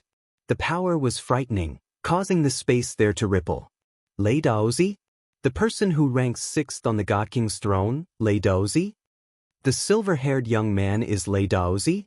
He's a terrifying existence that ranks in the top 10 of the God King's throne.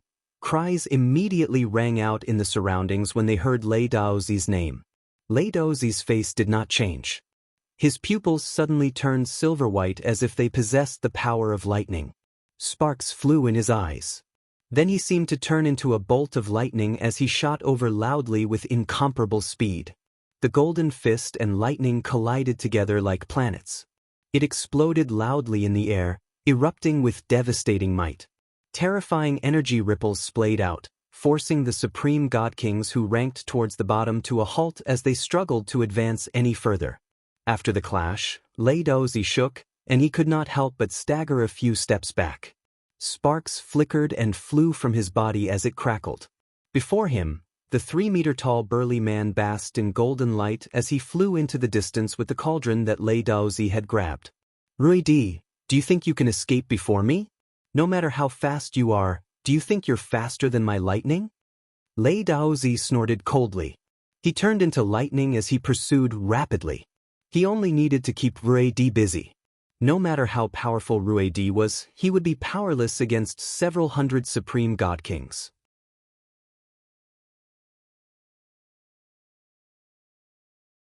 Chapter 2138, From the Same Homeland, 1.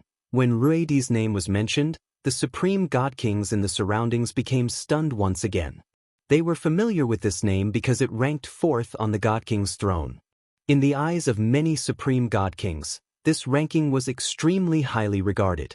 Lady Dozy, with me here, do you still think you can catch up to Ruidi? A gentle laughter rang out, and an extremely pretty woman who seemed to be in her 20s blocked Lady Dozy's way. Milky white flames flickered on her as she engaged in a battle against Lady Dozy. To another side, Ming Dong was utterly furious. He ignored his fragility as he used secret techniques through burning his essence blood. He pursued Ruidi with the 5 divine generals as he called out to the divine generals in a vicious manner, "Don't let me leave here without my brother no matter what. Otherwise, with that person's strength, my brother will probably be done for. I don't care what price you have to pay, stop that man. Save my brother and bring me that cauldron. As long as that cauldron is in my hands, I'd like to see who's bold enough to take it away." Ming Dong's voice was rather hoarse. At that moment he was extremely furious. Killing intent filled his chest in particular when he saw how so many Supreme God Kings wanted to take Jianshan away. "Yes, 9th Majesty," the 5 divine generals replied together. Although they were also as powerful as Supreme God Kings, they were extremely polite to Ming Dong. The divine generals of the Heavenly Palace of Bishing were basically equivalent to guards, and in the Heavenly Palace of Bishing, all of the 9 majesties possessed extremely great statuses, making them existences only second to the master of the Heavenly Palace of Bishing, the Inara Grand Exalt. As a result, all majesties, regardless of their strength, could directly order them around.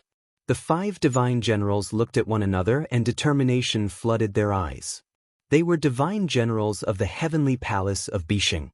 Every single one of them had been nurtured through the great efforts of the Heavenly Palace of Bishing, where their battle skills, secret techniques, or cultivation methods were all objects of envy to many Supreme God Kings. As a result, even thought Ruidi was powerful, it was still possible for the 5 of them to stop him through forbidden techniques. As for Ming Dong's safety, all of the Supreme God Kings had actually kept their distance from Ming Dong after the divine generals had their identities exposed. None of them dared to become enemies with Ming Dong. Even if they wanted to obstruct him, they would not be like before where they tried to kill him fearlessly. Ming Dong's identity as the Ninth Majesty still had not been exposed. Everyone had only realized Ming Dong was related to the heavenly palace of Bixing through the 5 divine generals. Aside from Adriana and Shui Yunlan, none of them were able to guess how he was actually connected. However, even with that being the case, none of them dared to offend Ming Dong. However, just when the 5 divine generals were about to use a forbidden technique, a terrifying stream of cold air came bombarding, causing the temperature in the surroundings to plummet. In the blink of an eye, snow billowed through the air as frost formed on the ground. The mountains and rivers were reduced to a world of ice in a split second. A person that seemed to fuse with the snow and ice appeared out of nowhere in the direction where Rui Di fled. She wore silver-white armor that wrapped around her firmly, only exposing a pair of icy cold eyes. At that moment, the previously hidden Shui Yunlan took action. She looked at Rui Di emotionlessly with her cold, beautiful eyes as she extended a slender finger towards Rui Di gently. With that, the space around Rui Di actually froze up at an unbelievable speed from a terrifying coldness. Moreover, the coldness rapidly spread towards Rui Di at an unstoppable speed, wanting to freeze his blood, suspend his soul in ice, and seal up his cultivation. Rui Di's face changed. As if he faced a powerful opponent, he bellowed out, and golden light erupted from around him. He seemed to have become a scorching sun that shone with blinding light as terrifying pulses of energy erupted like tsunamis. He punched out in a vicious and brutal manner, splashing through the great coldness that pervaded towards him and directly charged at Shui Yunlan. It had to be mentioned that Rui Di was extremely powerful. Just the power of his punch was devastating. It was enough to claim supremacy among God Kings and match up to early infinite primes. Shui Yunlan seemed extremely gentle, but she received Rui Di's punch with great indifference. Her slender finger was covered in coldness as it drifted out as a palm strike, colliding with Rui Di's punch.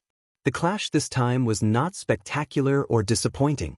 The terrifying power in Rui Di's punch was directly frozen by Shui Yunlan's coldness, and the coldness spread up Rui Di's arm at an unbelievable speed. It covered his body in a split second. Rui Di became covered in a thin layer of ice crystals. Rui Di's face changed as he became shocked. He bellowed out furiously, and his body swelled up. He burst through the ice crystals around him as he turned into a gigantic, golden dragon several hundred meters in length. His scales flickered with golden light. However, during this short clash, the cauldron that Rui Di had stolen had already ended up in Shui Yunlan's hands. Shui Yunlan grabbed the cauldron with one hand and looked at Rui Di, who had turned into a golden dragon. Her eyes narrowed slightly before she immediately flew off into the distance with the cauldron. This person is so powerful. Rui Di couldn't even last a few rounds against her. I'll go stop her. Follow behind me. Lei Daozi's eyes suddenly narrowed as his face was filled with seriousness. He flickered with sparks as he turned into a bolt of lightning, shooting off at great speeds. The woman bathed in white flames naturally stopped blocking Lei Daozi after seeing Shui Yunlan take the cauldron away. She tailed Lei Daozi closely as she chased Shui Yunlan with Rui Di, who had turned into a golden dragon. Shui Yunlan moved very quickly, but compared to Lei Daozi, who possessed an advantage in terms of laws, she was quite a lot slower. She was stopped by Lei Daozi. You're far too reckless. Shui Yunlan's eyes were ice-cold as killing intent filled them. With a flip of her hand, a fist-sized orb appeared, radiating with the pulses that belonged to a god artifact. Under Shui Yunlan's control, extremely terrifying coldness spewed out from the orb, enveloping Lei Daozi. Lei Daozi had just caught up with Shui Yunlan and still had not had the opportunity to strike. In the blink of an eye, he was reduced to an ice statue from the terrifying coldness of the orb. The coldness was just far too terrifying. It was completely unavoidable. Even when Lei Daozi was the supreme God King ranked 6th on the God King's throne, even when he wore a set of God artifact armor, he was still unable to resist at all. He could not even last for a split second, sealed up by ice in the blink of an eye. He had been frozen into a statue while he was still alive. Lei Daozi's eyes narrowed to the size of needles as shock filled them.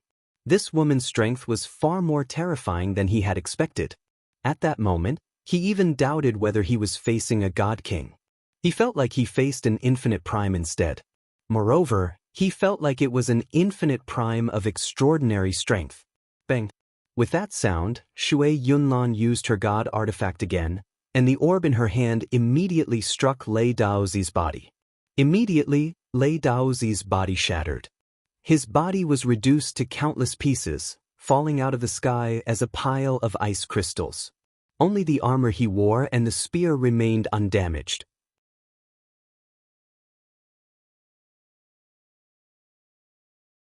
Chapter 2139. From the same homeland, too, Lei Daozi's soul hovered high in the sky as he stared at Shui Yunlan in shock.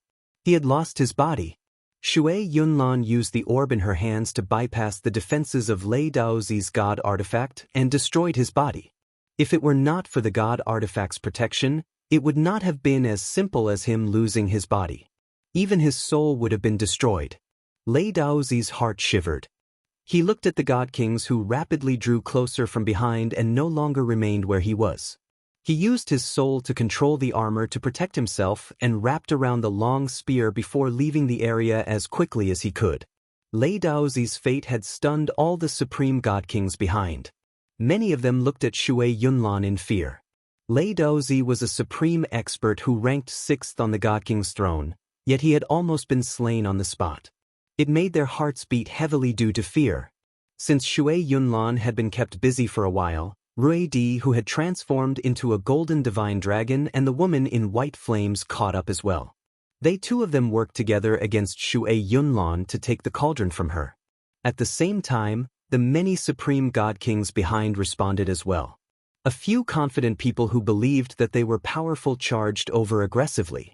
A fraction of them dispersed, forming an encirclement to trap Shui Yunlan and stop her from leaving with the cauldron. Shui Yunlan really was very powerful. Against independent opponents, basically no one could match up to her. However, all the god kings who were gathered here right now were the cream of the crop. They were all renowned god kings who practiced extraordinary cultivation methods.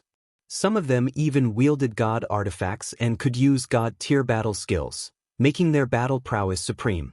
Once they worked together, there would only be defeat for Shui Yunlan no matter how powerful she was. Reward came with risk.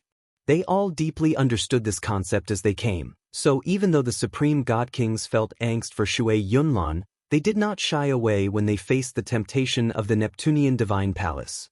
Shui Yunlan's cold eyes were grave at this moment. She looked at Rui Di and the woman in milky white flames as the light in her eyes flickered. Then she formed a seal with her two hands before her chest. Immediately, an even more powerful coldness radiated from Shui Yunlan. A huge, imposing, icy mountain appeared above her head and descended with force that seemed to be enough to flatten the world, crushing towards Rui Di and his companion. Rui Di and the woman in white flames became extremely grim. They could tell with a single glance that the icy mountain was a god-tier battle skill that Shui Yunlan had cast. It possessed the might of the world. Under the icy mountain, the two of them felt like they had been trapped there, unable to dodge and only able to resist. At this moment, an elated phoenix's cry rang out. The woman bathed in white flames turned into a gigantic phoenix. Flames surged around her, radiating with terrifying heat. Rui Di also emitted a clear dragon's cry that resounded through the surroundings. Golden light surged in the sky around him as every single scale on his body flickered with light.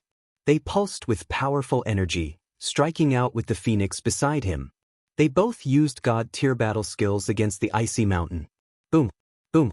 Under the thunderous sounds, Rui Di and the phoenix's god-tier battle skills struck the icy mountain, but they only caused it to tremble slightly.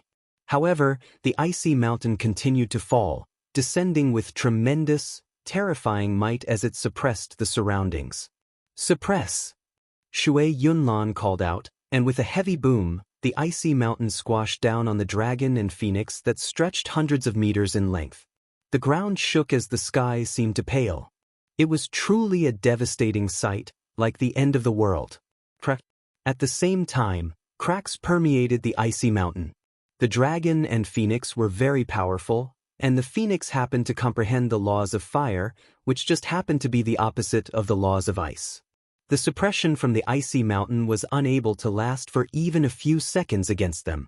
If you come from a place called the Beast God continent from a lower world, don't fight with me. Jianqin has ties with your clansmen. My actions are to save Jianqin, Shui Yunlan secretly said to the dragon and phoenix under the icy mountain. Afterwards, she did not hesitate at all and flew off into the distance as she carried the cauldron in one hand. At the same time, the icy mountain over Ruidi and the phoenix exploded loudly. It was reduced to countless pieces of ice that scattered in all directions.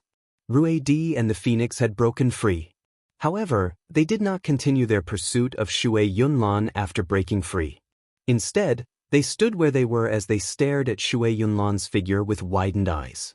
Their faces were filled with shock and disbelief. The Beast God continent? I once heard an elder in the sect mention that our sect of dragons and phoenixes did originally come from a place called the Beast God continent. But only people with a certain amount of status can learn about this in our sect, so how does she know? The phoenix surged with flames as she radiated with terrifying heat, preventing many supreme god kings from drawing near her. Her face was filled with confusion. The Beast God continent is the homeland of our sect of dragon and phoenixes. Does this person also come from our homeland? And she mentioned that Jianqin has ties with our clansmen. What is that about? The golden divine dragon, Ruidi, was also perplexed. He had no idea what was going on. Ji, let's follow them. We have to get to the bottom of this. If they really do come from the same homeland, I've only heard about some things from a few elders about our homeland. Now that so much time has passed, who knows how our homeland has become? That's the ancestral lands of our sect of dragons and phoenixes, said Ruidi. It's said that there's also a Tianyuan continent, Ji murmured softly. Her feelings were mixed, and she immediately pursued with Ruidi. Up ahead, Shui Yunlan did not manage to escape successfully.